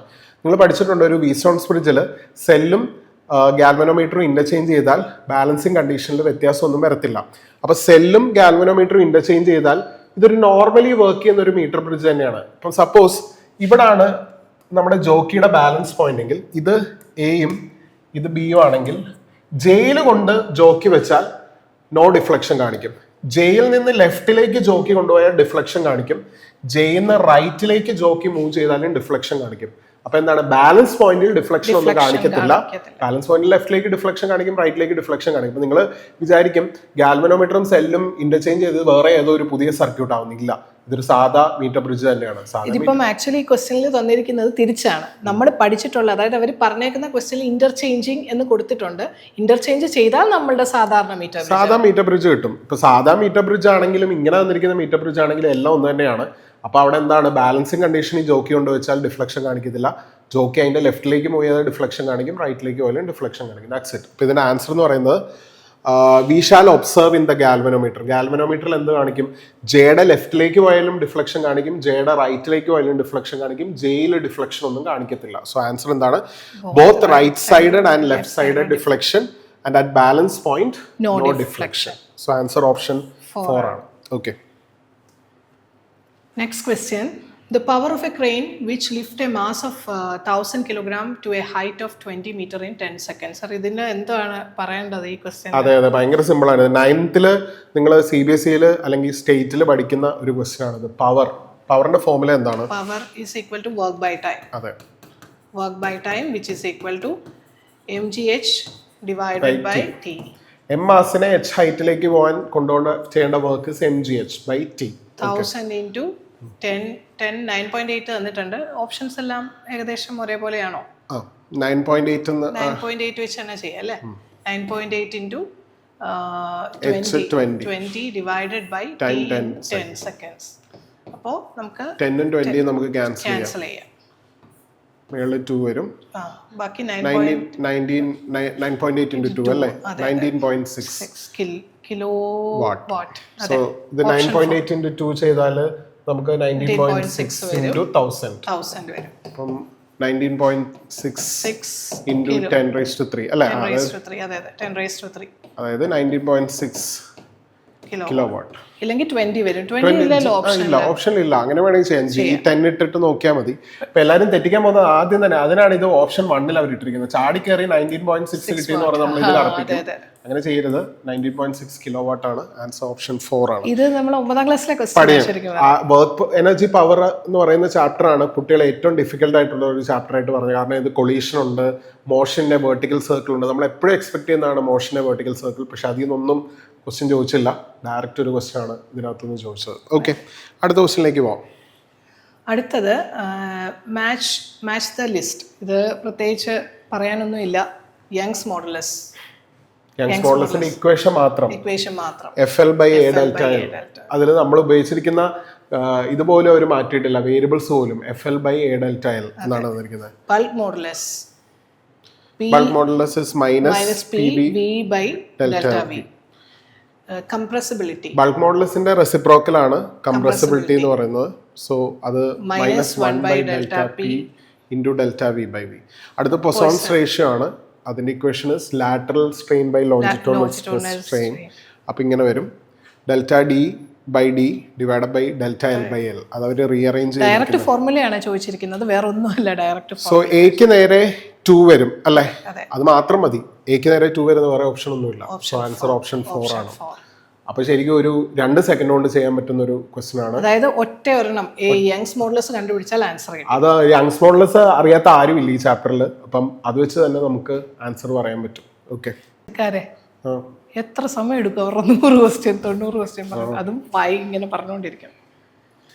So in a concave lens, a ray of light emanating from the object parallel to the principal axis of the lens after refraction. അതായത് ഇതാണ് നമ്മുടെ റേ ഓപ്റ്റിക്സിൽ ചോദിച്ച വേറൊരു ക്വസ്റ്റ്യൻ. കണ്ടോ, ഒരു കോൺകേവ് ലെൻസാണ്. കോൺകേവ് ലെൻസിൽ പാരലായിട്ട് പ്രിൻസിപ്പൽ ആക്സിസിന് പാരലായിട്ട് നമ്മുടെ റേ വന്നു. ആഫ്റ്റർ റീഫ്രാക്ഷൻ എന്ത് ചെയ്യും? ഡൈവേർജ് ചെയ്യും. റേ ഡൈവേർജ് ചെയ്തിട്ട് they appear to pass through focus. അല്ലേ, ഇതാണ് നമ്മളുടെ ഫോക്കസ് 1, ഇതാണ് ഫോക്കസ് 2. ഇതാണ് ആദ്യമായിട്ട് നമ്മൾ അറിഞ്ഞിരിക്കേണ്ടത്. ഇനി നമ്മുടെ ഓപ്ഷൻസ് നോക്കാം. അപ്പോൾ ഓപ്ഷൻസ് നോക്കിക്കേ. Emerges parallel to the principal axis, അത് തെറ്റാണ്. പ്രിൻസിപ്പൽ ആക്സിസിന് പാരലായിട്ടാണ് ഇമേർജ് ചെയ്യുന്നതെന്നുള്ളത്. രണ്ടാമത്തേത് appear to diverge from the first principal ഫോക്കസിൽ നിന്നും തോന്നുന്നു. അത് കറക്റ്റ് ആണ്. എന്തുകൊണ്ടാണ് കോൺകേവ് ലെൻസിനെ ഡൈവേർജിംഗ് ലെൻസ് എന്ന് വിളിക്കുന്നത്? ഇത് കാരണം അതറിയാവുന്ന ഒരു കുട്ടിക്ക് നേരിട്ട് നമുക്ക് ആൻസർ എഴുതാൻ പറ്റും. സർ, ഇത് ചില കുട്ടികൾക്ക് ഒരു കൺഫ്യൂഷൻ വന്നിട്ടുണ്ട്. Passes through the second principal focus. അതായത് ചില ടെക്സ്റ്റ് ബുക്ക് ഇത് F2 എന്നും ചില ടെക്സ്റ്റ് ബുക്ക് ഇത് F1 എന്നും എടുത്തിരിക്കുന്നത്. അങ്ങനെ വന്നാൽ ആൻസർ തിരിഞ്ഞു വരാം. പക്ഷേ ഈ സ്റ്റേറ്റ്മെന്റ് തെറ്റാണ്. Passes through the second principal focus തെറ്റാണ്. അപ്പിയേഴ്സ് ടു പാസ് എന്നാണ് വരേണ്ടത്. അവിടെ ഒരു അപ്പിയേഴ്സ് എന്നൊരു വാക്കില്ലാത്തതുകൊണ്ട് ഒരിക്കലും ഓപ്ഷൻ 4 വരത്തില്ല. ആൻസർ ഓപ്ഷൻ 2 ആണ് right answer. Appears to diverge from the first principal focus. Confusion ആവരുത് ഒരിക്കലും. ഇതൊരു ഡൈവേർജിംഗ് ലെൻസ് ആയതുകൊണ്ട് തന്നെ ഡയറക്റ്റ് ആയിട്ട് ഫോക്കസിലൂടെ പാസ് ചെയ്യും. അതായത് ഒരു പക്ഷേ ഇവിടെ ഒരു അപ്പിയേഴ്സ് ഉണ്ടായിരുന്നുവെങ്കിൽ ഇതും ആൻസർ കൊടുക്കാമായിരുന്നു. പക്ഷേ അപ്പിയേഴ്സ് ഇല്ല. സോ ഓപ്ഷൻ 2 ആണ് വരുന്നത്. ഓക്കെ, അടുത്ത ക്വസ്റ്റ്യൻ നോക്കുക. A thin wire of length L and linear mass density M is bend into a circular ring. അതായത് L ലെങ്ത് ഉള്ള ഒരു വയറിനെ നമ്മളൊരു റിംഗ് ആക്കി മാറ്റി. അപ്പൊ ഈ റിങ്ങിനൊരു റേഡിയസ് ഉണ്ട്, 6 ആണെന്ന് വിചാരിക്കാം. നമുക്കറിയാം ഈ L ലെങ്ത് ഉള്ള വയർ ഒരു റിംഗ് ആക്കി മാറ്റിയാൽ length of the wire will be converted to circumference of this ring. അപ്പൊ L is equal to 2πr എന്ന് എഴുതാം. അപ്പൊ R എന്ന് പറയുന്നത് L/2π എന്ന് വരും. ഇനി നമുക്ക് കാണേണ്ട ഇതിന്റെ മൊമെന്റ് ഓഫ് ഇനേർഷ്യ ആണ്. About its tangential axis. നമുക്കറിയാം ഒരു റിങ്ങിന് 2 രീതി ടാൻജന്റ് വരയ്ക്കാം. Tangent perpendicular to the plane of the റിംഗും ടാൻജന്റ് പാരലൽ ടു ദ ഡയമീറ്ററും. ഇവിടെ tangent parallel to the diameter ആണ്. അപ്പോൾ മൊമെന്റ് ഓഫ് ഇനേർഷ്യയുടെ ഇക്വേഷൻ എന്ന് പറയുന്നത് നിങ്ങൾക്ക് കാണാൻ അറിയാം 3/2 mr² ആണ്.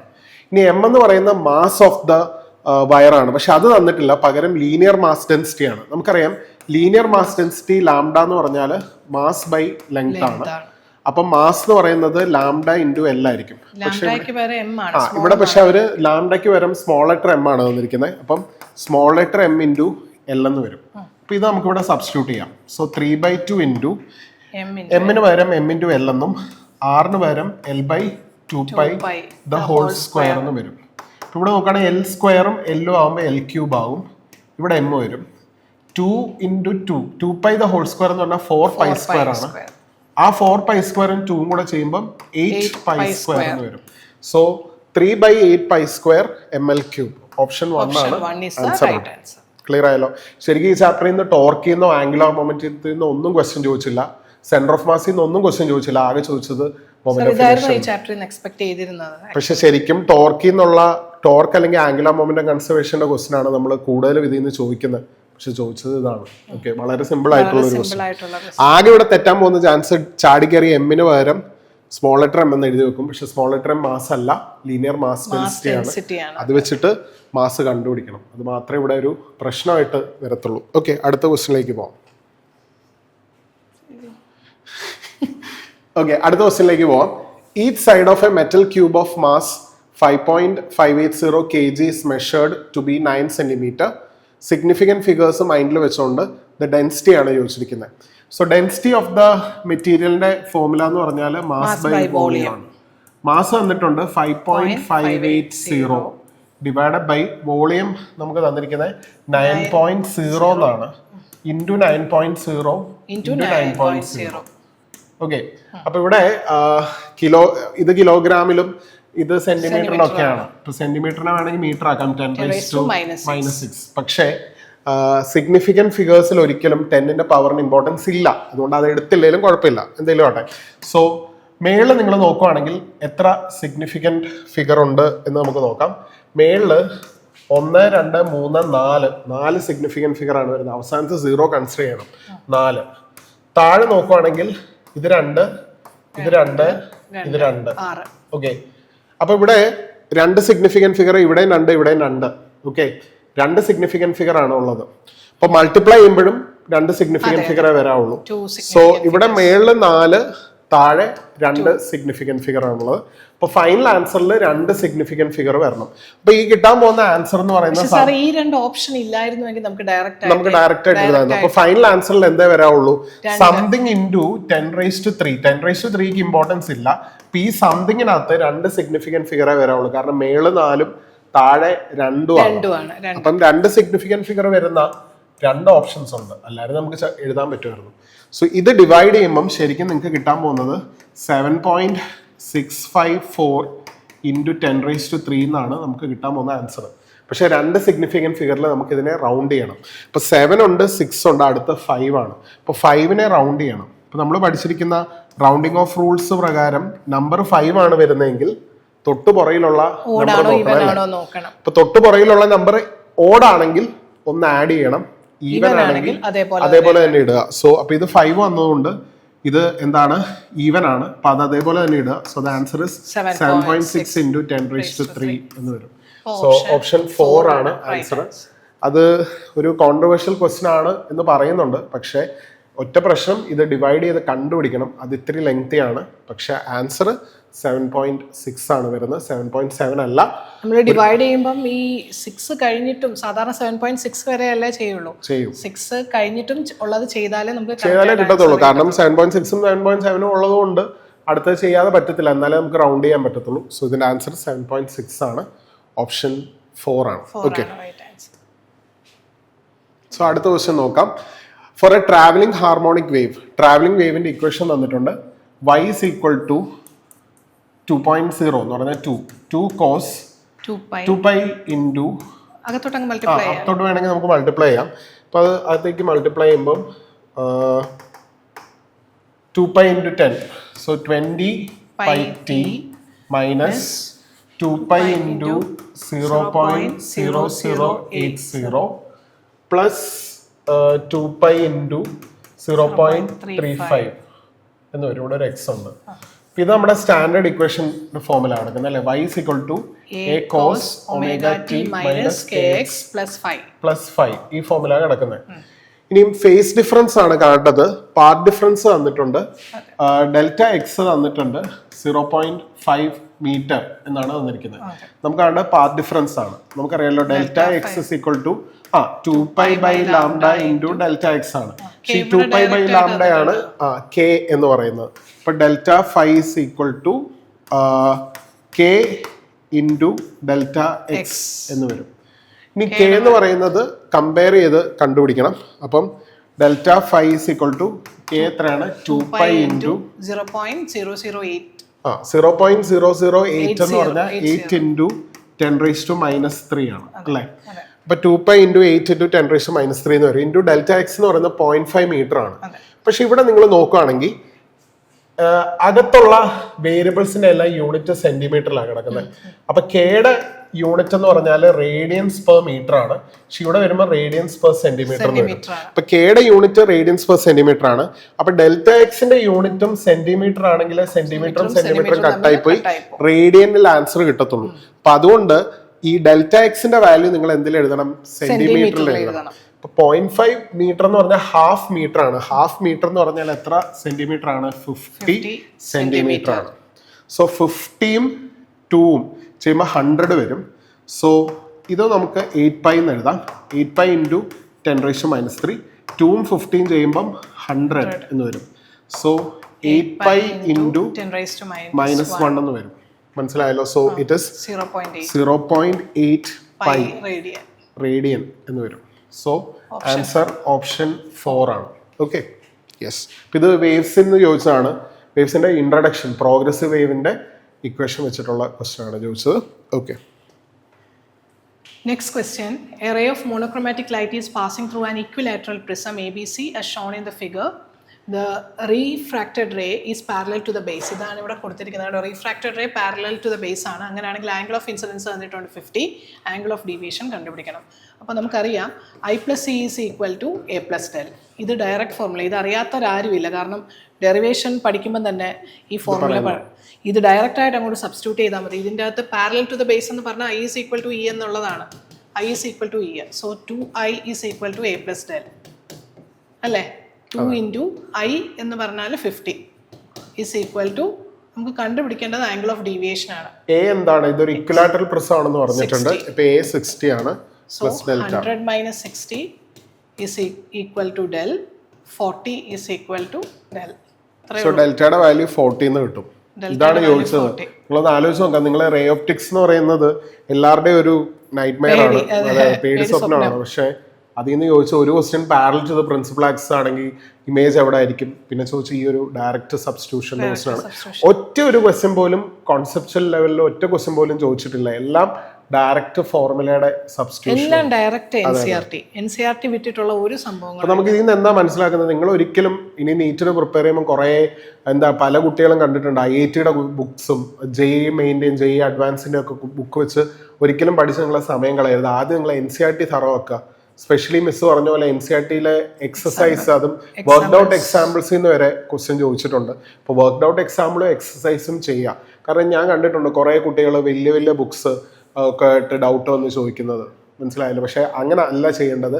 ആദ്യം NCERT പെർഫെക്റ്റ് ആക്കിയിട്ട് മാത്രമേ നിങ്ങൾ ഒത്തിരി കോംപ്ലക്സ് ആയിട്ടുള്ള ബുക്സ് റെഫർ ചെയ്യുള്ളൂ. അതിൻ്റെ ഒരു പെർഫെക്റ്റ് എക്സാമ്പിളാണ് ഇപ്രാവശ്യത്തെ നീറ്റ് എന്ന് പറയുന്നത്. അതെ, അടുത്ത ക്വസ്റ്റ്യനിലേക്ക് പോവാം.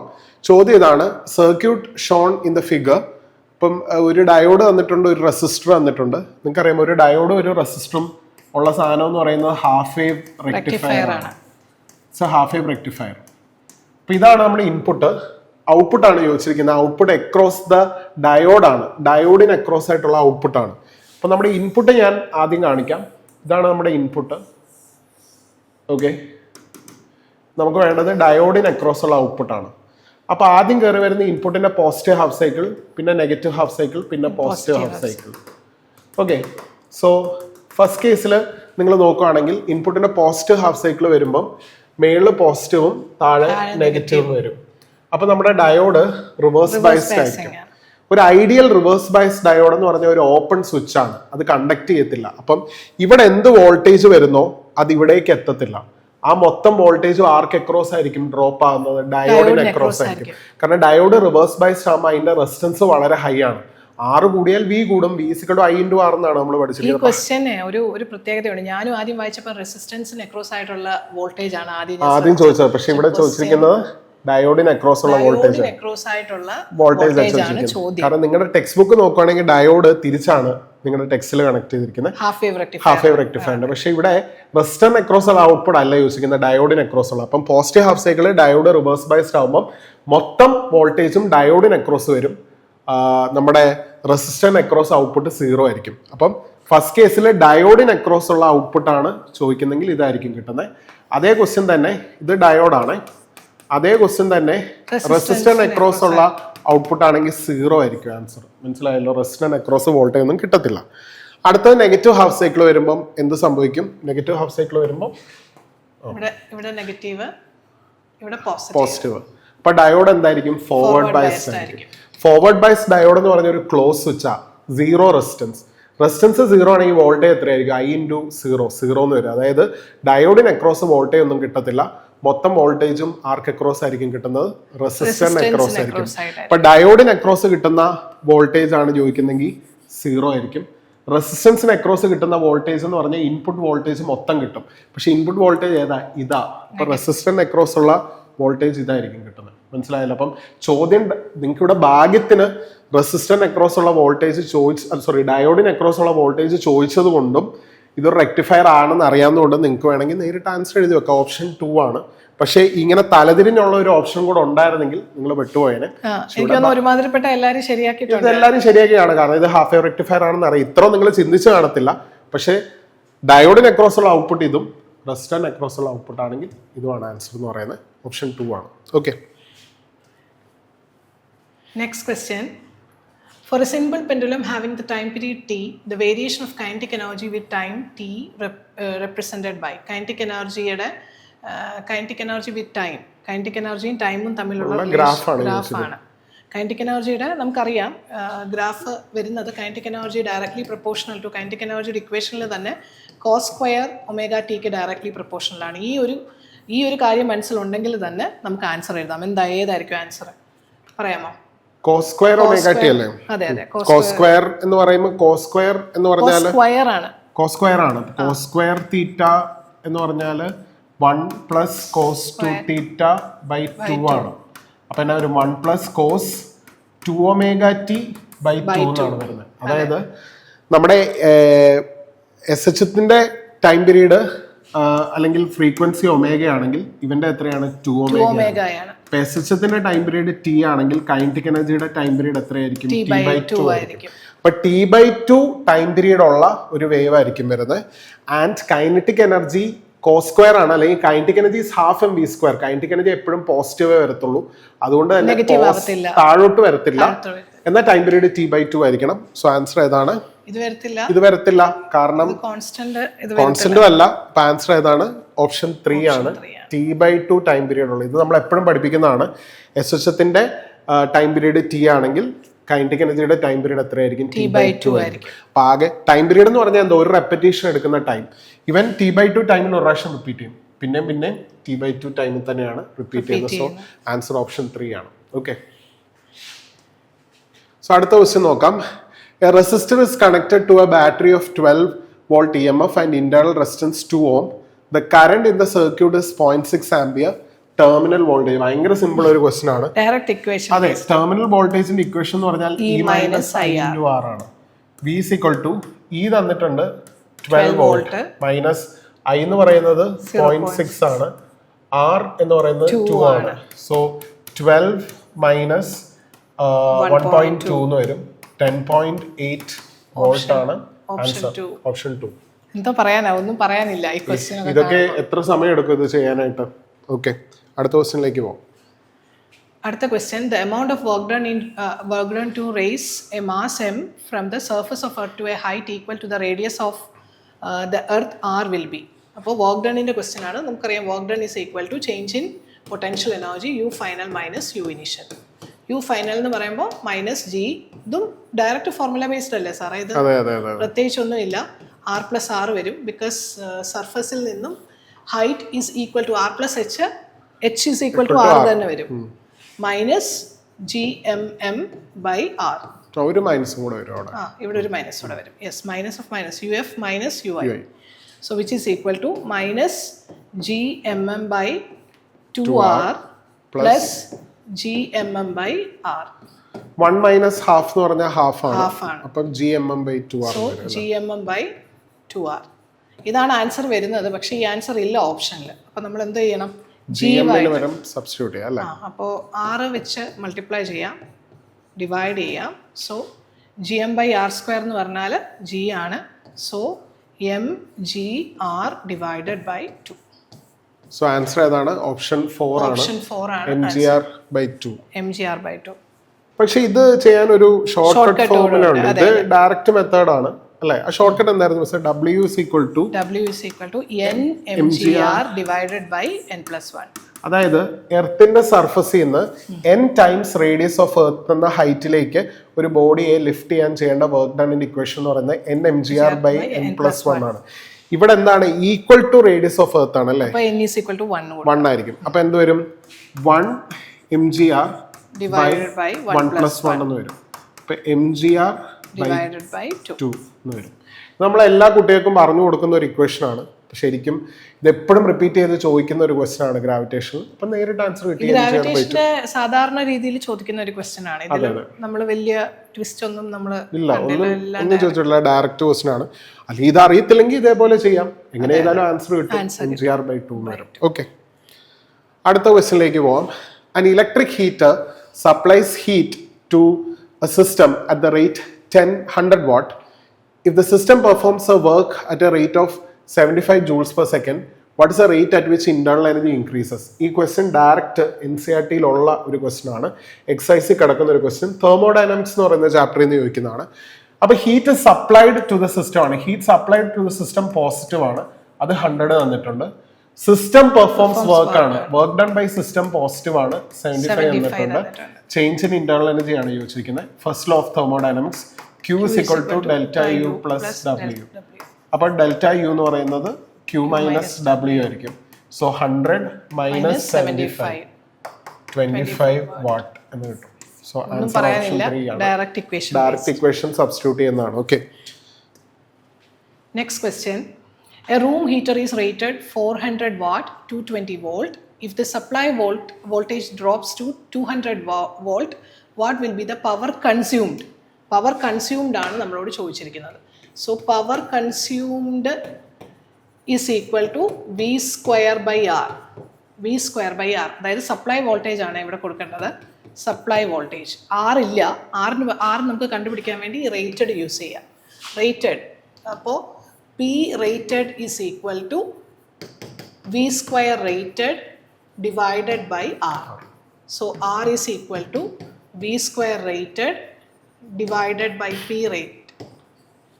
P square rated എന്ന് പറഞ്ഞാൽ 220 into 220 divided by 400. 0 cancel, 0 cancel.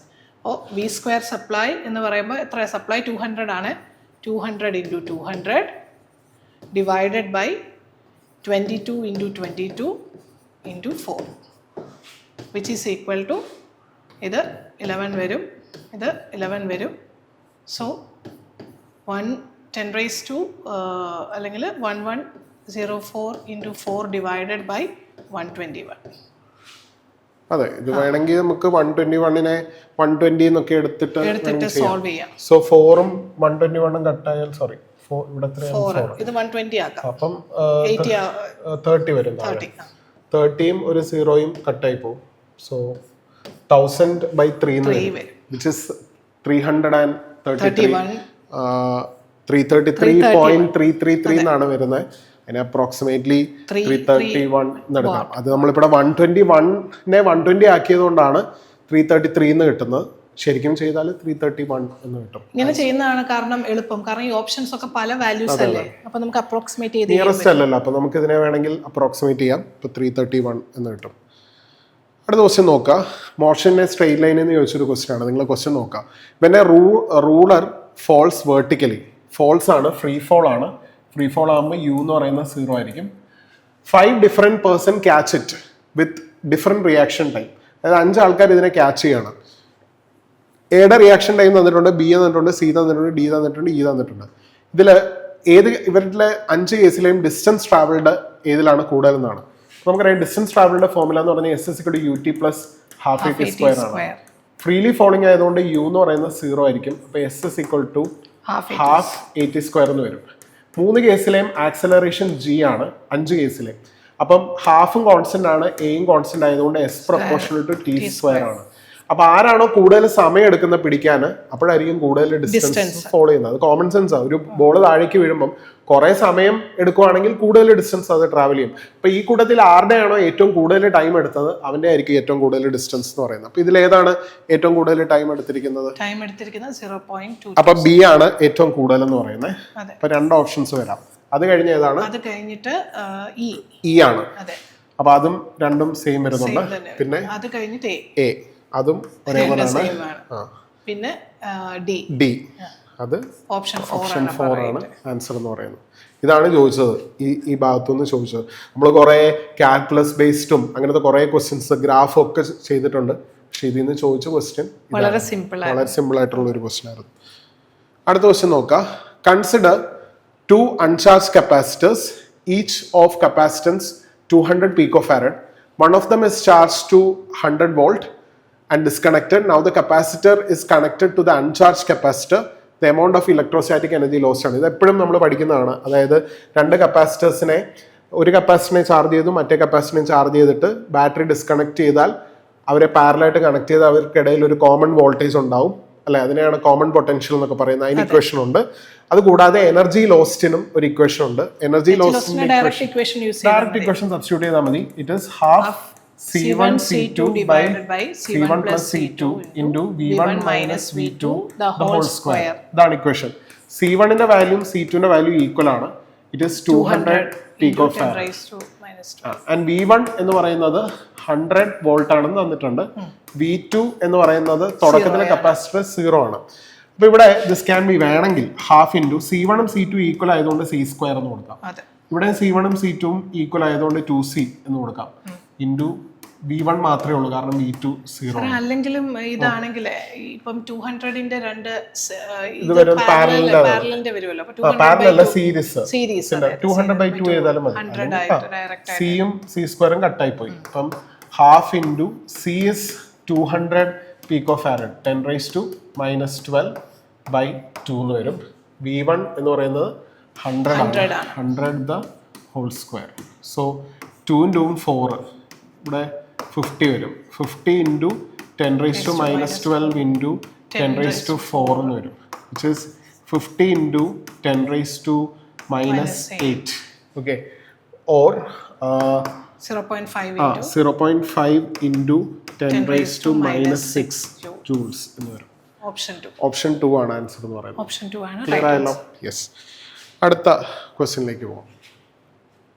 Savitha A 9th standard student, പുതിയ രീതിയിലുള്ള ഒരു ക്വസ്റ്റ്യൻ അല്ലേ. While conducting an experiment to determine the effective length of a simple pendulum L, notes down the data of time taken to complete 30 oscillation as 60 seconds. അപ്പോൾ തന്നെ നമുക്കറിയാം seconds pendulum ആണെന്ന് അല്ലേ. അതെ, 30 oscillation in 60 seconds. So 30 oscillation in 60 seconds എന്ന് പറയുമ്പോൾ ഒരു oscillation എടുത്ത ടൈം എന്ന് പറയുന്നത് 60/30 2 seconds ആണ്. 2 seconds ഉള്ള പെൻഡുലം ആണ് എന്ന് പറയുന്നത് സെക്കൻഡ്സ് പെൻഡുലം എന്ന് പറയുന്നത്. Seconds pendulum. അപ്പോൾ അതിന്റെ ലെങ്ത് എന്ന് പറയുന്നത് എത്രയായിരിക്കും? 1 മീറ്റർ ആയിരിക്കും. സെക്കൻഡ്സ് പെൻഡുലത്തിന്റെ ലെങ്ത് 1 മീറ്റർ ആണ്. ഇത് ബൈ ഹാർട്ട് ചെയ്യണം. ഇനി അത് അറിയത്തില്ലെങ്കിൽ ഫോർമുല അപ്ലൈ ചെയ്യാം. 2π × √L/g ആണ്. ടൈം പീരീഡ് 2 seconds ആണ്. = 2π × √L/g. അവിടെ G 9.8 എന്ന് കൊടുക്കണം. എന്തായാലും ആട്ടെ, നമുക്ക് സ്ക്വയർ ചെയ്യാം. 4 = 4π² ഇൻറ്റു റൂട്ട് പോകല്ലോ, L/g എന്ന് വരും. ക്വസ്റ്റ്യനിൽ അവർ പറഞ്ഞിട്ടുണ്ട് π² വാല്യൂ 9.8 ആണെന്ന് പറഞ്ഞിട്ടുണ്ട്. അപ്പൊ ജിയും π² കട്ടായി പോകും, 4ഉം 4ഉം കട്ടായി പോകും. L എന്ന് പറയുന്നത് 1 മീറ്റർ എന്ന് കിട്ടും. ഇതൊരു എക്സ്പെരിമെന്റൽ സ്കിൽസ് എന്ന് പറയുന്ന പോർഷനിൽ നിന്ന് ചോദിച്ച ക്വസ്റ്റ്യൻ ആണ്. ഇതും മീറ്റർ ബ്രിഡ്ജും എക്സ്പെരിമെന്റൽ സ്കില്ലാണ്. അതുപോലെ തന്നെ വെർണിയർ കാലിപ്പറും എക്സ്പെരിമെന്റൽ സ്കിൽ എന്ന് ചോദിച്ചൊരു ക്വസ്റ്റ്യൻ ആണ്. ഓക്കെ, എക്സ്പെരിമെന്റൽ സ്കില്ലിനും നല്ല വെയിറ്റേജ് ഉണ്ട്. അതെ. സോ നമുക്ക് അടുത്ത ക്വസ്റ്റ്യനിലേക്ക് പോകാം. The peak value of an alternating current 5 ampere എന്ന് തന്നിട്ടുണ്ട്. സോ I0 തന്നിട്ടുണ്ട് 5 ആംപിയർ ആണ്. The frequency is 60 Hz. Nu തന്നിട്ടുണ്ട് 60 Hz ആണ്. How long will the time starting from 0, how long it will reach to the peak value എന്നാണ് ചോദിച്ചിരിക്കുന്നത്. ഇതാണല്ലോ ഒരു സ്റ്റാർട്ടിങ് ഫ്രം 0 ആകുമ്പം ഇതാണ് ഒരു AC എന്ന് പറയുന്നത്. ഇതിൻ്റെ ഒരു ഫുൾ റെപ്പിറ്റേഷൻ എന്ന് പറഞ്ഞാൽ ഇതാണ് ടൈം പീരീഡ്. അപ്പം ഇത് T/2 ആയിരിക്കും. അപ്പം ഇത് എന്ന് പറയുന്നത് T/4 ആണ്. അപ്പം 0 ഇന്ന് പീക്ക് വാല്യൂ വരെ എത്താൻ എടുക്കുന്ന ടൈം എന്ന് പറയുന്നത് ടൈം പീരീഡ് ബൈ 4 ആയിരിക്കും. അപ്പം നമുക്ക് എഴുതാം T = T/4 ആയിരിക്കും. Tക്ക് പകരം 1/new എന്ന് കൊടുക്കാം. അപ്പം എന്നാ വരും? 1/4 new എന്ന് വരും. സോ 1/4 into 60 എന്ന് വരും. So what is answer? 1/240. AC എന്ന് പറയുന്ന ചാപ്റ്ററിൽ നിന്ന് ചോദിച്ച ഒരേ ഒരു ക്വസ്റ്റ്യൻ ആണ് ഇതെന്ന് പറയുന്നത്. AC നമ്മൾ എന്തൊക്കെ പഠിച്ചിട്ടുണ്ട്? LCR സർക്യൂട്ട്, LC ഓസിലേഷൻ, റെസൊണൻസിന്റെ റെസൊണന്റ് ഫ്രീക്വൻസിയുടെ ഒരു ക്വസ്റ്റ്യൻ ചോദിച്ചു. അതും ഡയറക്റ്റ് ഫോർമുലയാണ്. നമ്മൾ കുറെ LCR, CR, LR അങ്ങനെയൊക്കെ പറഞ്ഞ് പല സർക്യൂട്ട്സ് പഠിച്ചിട്ടുണ്ട്. പക്ഷെ അതിൽ നിന്നൊന്നും ഒറ്റ ക്വസ്റ്റ്യൻ പോലും ചോദിച്ചില്ല. ഈ ഡയറക്റ്റ് ക്വസ്റ്റ്യൻ ആണ് ചോദിച്ചത്. അപ്പൊ 0യിൽ നിന്ന് തിരിച്ച് 0 ആകാൻ എത്ര സമയം എടുക്കുന്നു എന്ന് ചോദിച്ചാൽ t/2 ആണ്. 0യിൽ നിന്ന് നെഗറ്റീവ് ആകാൻ എത്ര എടുക്കുന്നു വെച്ചാൽ 3t/2 ആണ്. t/2 plus t/2 plus t/4 sorry, അപ്പൊ 3t/4 എന്ന് വരും. പക്ഷെ ഇവിടെ ചോദിച്ചിരിക്കുന്നത് 0യിൽ നിന്ന് പീക്ക് വാല്യൂ വരെ എത്താൻ എടുക്കുന്ന സമയമാണ്, അത് t/4 ആയിരിക്കും. സോ ആൻസർ 1/240 seconds ആണ്. ഓപ്ഷൻ 1 ആണ് answer. Okay,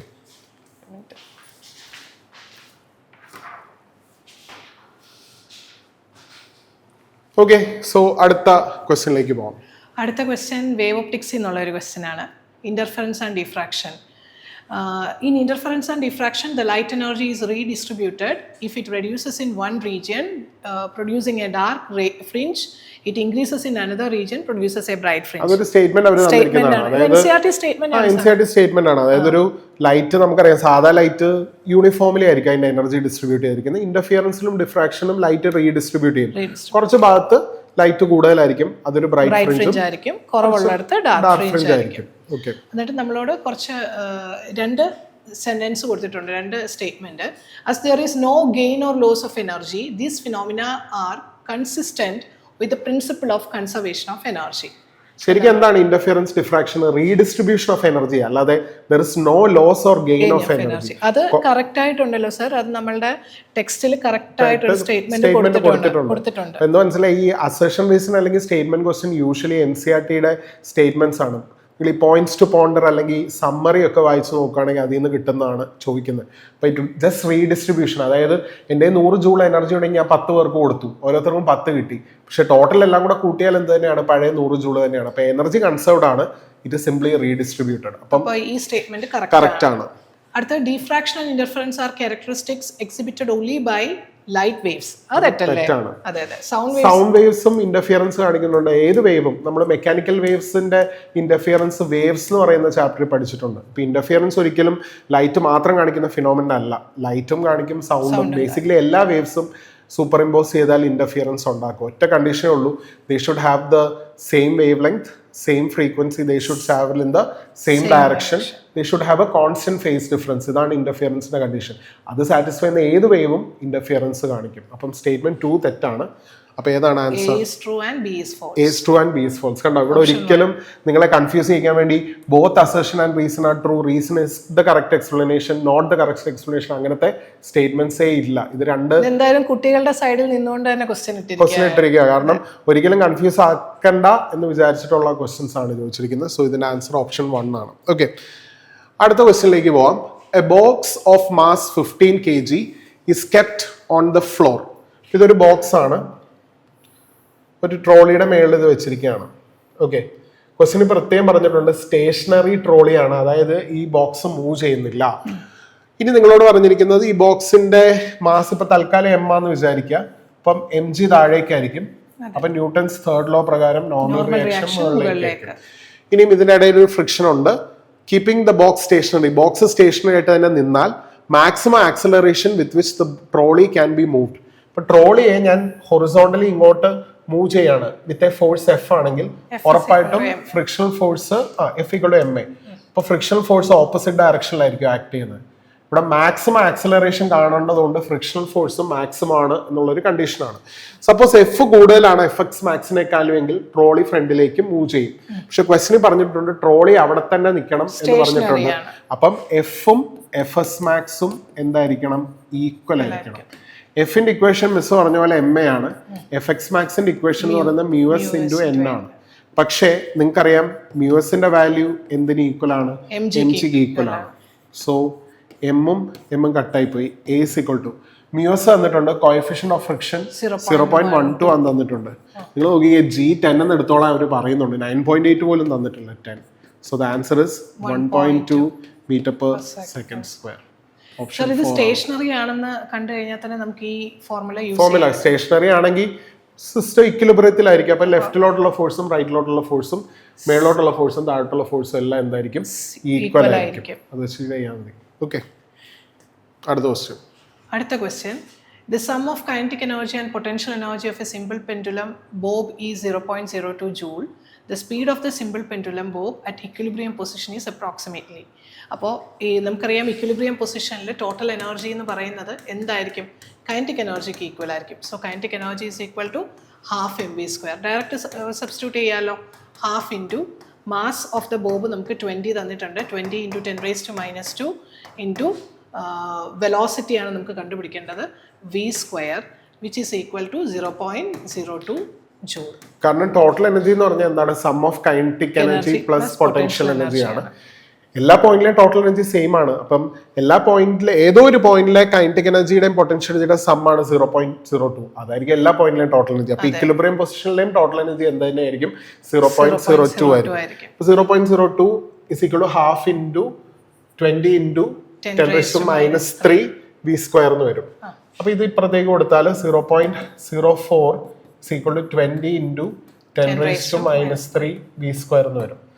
Or 0.04 is equal to 2 into 10⁻² v² എന്ന് വരും.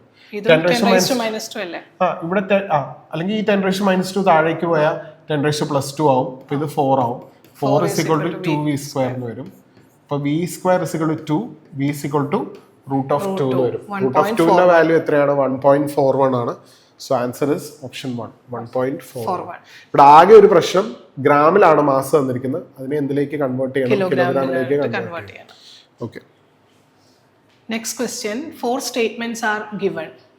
ഓക്കെ, ഇത് വളരെ സിമ്പിൾ ആയിട്ട് ന്യൂക്ലിയസിന് വീണ്ടും എഗെയിൻ ആകണ്ട, ആ സെയിം ടോപ്പിക്കിൽ നിന്നാണ്. നേരത്തെ നമ്മളൊരു ക്വസ്റ്റ്യൻ ന്യൂക്ലിയസിന്റെ ഡെൻസിറ്റി മാസും ഒക്കെ തന്നിട്ട് ഒരു ക്വസ്റ്റ്യൻ ചോദിക്കാമായിരുന്നു. അതെ, പക്ഷെ ഒന്നും ചോദിച്ചിട്ടില്ല. മാസ് ഡിഫക്റ്റ് വരുന്നുണ്ട് ഇതിനകത്ത്, പക്ഷെ അതും സിമ്പിൾ ആയിട്ടുള്ള ക്വസ്റ്റ്യൻ ആണ് ചോദിച്ചിരിക്കുന്നത്. Yes, first statement, volume of a nucleus is proportional to a raised to 1/3. Volume അത് നമ്മളെ കൺഫ്യൂസ് ചെയ്യാൻ വേണ്ടിയാണ്. Radius is proportional to a raised to 1/3 ആണ്. വോളിയം നമുക്കറിയാലോ 4/3 അല്ലെ, πr³ ആണ്. r ആണ് a raised to 1/3 പ്രൊപ്പോർഷണൽ. അപ്പൊ r³ എന്തിനു പ്രൊപ്പോർഷണൽ ആയിരിക്കും? എയർ പ്രൊപ്പോർഷണൽ. അപ്പൊ volume is proportional to a. Option 2 correct ആണ്. അപ്പം സ്റ്റേറ്റ്മെന്റ് എ തെറ്റാണ്, സ്റ്റേറ്റ്മെന്റ് 2 കറക്റ്റ് ആണ്. ഇനി എന്താണ് മാസ് ഡിഫക്റ്റ് എന്ന് പറഞ്ഞാൽ? ന്യൂക്ലിയസിന്റെ മാസിൽ നിന്ന് അതിനകത്തുള്ള പ്രോട്ടോണിന്റെയും ന്യൂട്രോണിന്റെയും മാസിന്റെ സം കുറയ്ക്കുന്നതാണ് മാസ് ഡിഫക്റ്റ്. അപ്പൊ ഫസ്റ്റ് സ്റ്റേറ്റ്മെന്റ് നോക്കാം. The difference in mass of an atom and its nucleus is called mass defect. വായിക്കുമ്പോൾ തന്നെ മനസ്സിലാവും. ആറ്റവും ഇതുമായിട്ട് ഒരു ബന്ധമില്ല. ചാപ്റ്ററിന്റെ പേര് തന്നെ ന്യൂക്ലിയസ് എന്നാണ്. അപ്പൊ അത് തെറ്റാണ്. The difference in mass of a nucleus and its constituents is called mass defect. Correct ആണ്. കോൺസ്റ്റിറ്റ്യുവൻസ് എന്ന് പറഞ്ഞാൽ അതിനകത്തുള്ള ആൾക്കാരുടെ മാസിൽ നിന്ന് ന്യൂക്ലിയസിന്റെ മാസ് കുറയ്ക്കുന്നതാണ് മാസ് ഡിഫക്റ്റ് എന്ന് പറയുന്നത്. സോ ഇത് കറക്റ്റ് ആണ്. അപ്പൊ ഇവിടെ എയും സിയും തെറ്റാണ്, ബിയും ഡിയും കറക്റ്റ് ആണ്. So B and D are true, but A and C are false. Option 1 ആണ് ആൻസർ എന്ന് പറയുന്നത്. സർ ശ്രദ്ധിച്ചു, ഓപ്ഷൻ 1 ആണ് കൂടുതലും മിക്കതിലും. നമ്മളെ നേരത്തെ ആദ്യം ക്വസ്റ്റ്യൻ നമ്പർ 1 ഉം 2 ന്റെ ഒക്കെ ആൻസർ ഓപ്ഷൻ 1 ആണ്. കുറെ ഓപ്ഷൻ 1 വരുന്നുണ്ട്. അത് എന്തിനാ ചെയ്യുന്നത് വെച്ചാൽ നിങ്ങളെ കൺഫ്യൂസ് അടുപ്പിക്കാതിരിക്കാൻ. ആദ്യത്തെ തന്നെ ആൻസർ ഭയങ്കര സ്റ്റുഡന്റ് ഫ്രണ്ട്ലി ആയിട്ട് ഇട്ടൊരു ക്വസ്റ്റ്യൻ ആയിരുന്നു ഈ വർഷത്ത്. കാരണം കഴിഞ്ഞ വർഷം കുറെ കംപ്ലൈന്റ് വന്നായിരുന്നു, കുറെ ഔട്ട് ഓഫ് സിലബസും കുറെ ലെങ്തി ആണെന്ന്. അപ്പൊ അതെല്ലാം കൂടെ പരിഹരിച്ചുകൊണ്ടുള്ള ഒരു ക്വസ്റ്റ്യൻ. 2024 ഒരു പാറ്റേൺ തന്നെയല്ലേ? അതെ അതെ അതെ. അതായത് ഇതിന് മുമ്പ് 25 അല്ല, അതിന് മുമ്പത്തെ 24 ഒരു പാറ്റേൺ തന്നെയാണ് ഇപ്പോഴും നമ്മൾ പ്രെഡിക്റ്റ് ചെയ്തായിരുന്നു. നമ്മളിവിടെ ആൽഫയിലെ കുട്ടികളോട് പറഞ്ഞു, നിങ്ങൾ പേടിക്കണ്ട, ഇപ്രാവശ്യത്തെ എക്സാം വളരെ സിമ്പിൾ ആയിരിക്കും. അത് കറക്റ്റായി, വളരെ സിമ്പിളും കുറെ കുട്ടികൾക്ക് അതായത് 1 hour കൊണ്ട് തന്നെ ഫിനിഷ് ചെയ്യാൻ പറ്റുന്ന ഒരു ക്വസ്റ്റ്യൻ ആണ്. ഇപ്പൊ നമ്മൾ തന്നെ ഒരു 1.5 മണിക്കൂർ കൊണ്ടാണ് വളരെ ഡീറ്റെയിൽ ആയിട്ട് ഈ ക്വസ്റ്റ്യൻ കംപ്ലീറ്റ് ചെയ്യുന്നത്. അപ്പൊ തന്നെ നിങ്ങൾക്ക് മനസ്സിലാക്കാൻ പറ്റും, നിങ്ങൾ എക്സാമിന് എഴുതുമ്പോൾ എല്ലാം ഫോർമുല ബൈ ഹാർട്ട് ചെയ്ത് എല്ലാവർക്കും തന്നെ ചെയ്യാൻ പറ്റുന്ന ചോദിച്ചു. വളരെ ഇൻഡെപ്ത് ക്വസ്റ്റ്യൻസ് ഒന്നും തന്നെ ചോദിച്ചിട്ടില്ല. ഈ ഒരു ക്വസ്റ്റ്യൻ മാത്രമാണ് കുറച്ച് കുട്ടികളെങ്കിലും ചെയ്യാതിരുന്ന ഒരു ക്വസ്റ്റ്യൻ. റൊട്ടേഷൻ മോഷൻ എന്ന് ചോദിച്ചതാണ്. പക്ഷേ റൊട്ടേഷൻ ആണെന്ന് പറഞ്ഞാൽ പോലും നമുക്ക് മോഷനെ സ്ട്രെയിറ്റ് ലൈനിലെ ഇക്വേഷൻ കമ്പയർ ചെയ്തുകൊണ്ട് ചെയ്യാൻ പറ്റും. Angular speed of A fly wheel is increase from 600 RPM. അവിടെ മാത്രം ഒരു പ്രശ്നം വരുന്നത്, ഒമേഗ തന്നിട്ടുണ്ട്, omega 0 initial angular speed 600 RPM ഉം ഫൈനൽ ആംഗുലാർ സ്പീഡ് 1200 RPM ആണ്. RPM stands for revolutions per second ആണ്. പക്ഷെ നിങ്ങൾക്കറിയാം, റെവല്യൂഷൻസ് പെർ മിനിറ്റ് ആണ്. പക്ഷെ നിങ്ങൾക്കറിയാം SI unit of angular speed is radians per second ആണ്. ഒരു റെവല്യൂഷൻ എന്ന് പറഞ്ഞാൽ 360 ഡിഗ്രി ആണ്. അപ്പം ഒരു റെവല്യൂഷന് പകരം 2π റേഡിയൻ എന്നും ഒരു മിനിറ്റിന് പകരം 60 സെക്കൻഡ്സും. അപ്പൊ റെവല്യൂഷൻസ് പെർ മിനിറ്റിനെ റേഡിയൻസ് പെർ സെക്കൻഡ് ആക്കാൻ 2π/60 വെച്ചിട്ട് മൾട്ടിപ്ലൈ ചെയ്യണം. അപ്പൊ ഇതെന്ന് പറയുന്നത് 600 × 2π/60 എന്ന് വരും, 20π എന്ന് വരും. അപ്പൊ 1200 RPM എത്രയായിരിക്കും? 40π ആയിരിക്കും. കാരണം എന്താ, 600ന്റെ ഡബിൾ അല്ലേ 1200 എന്ന് പറയുന്നത്. അപ്പൊ 600 20π ആണെങ്കിൽ ഇത് എത്രയായിരിക്കും? 40π. യൂണിറ്റ് കൂടെ എഴുതി വെച്ചേക്കാം, radians per second, radians per second ആയിരിക്കും. ഇനി ടൈം തന്നിട്ടുണ്ട് 10 സെക്കൻഡ്സ്. ഇത് വെച്ച് ആൽഫ കണ്ടുപിടിക്കാം.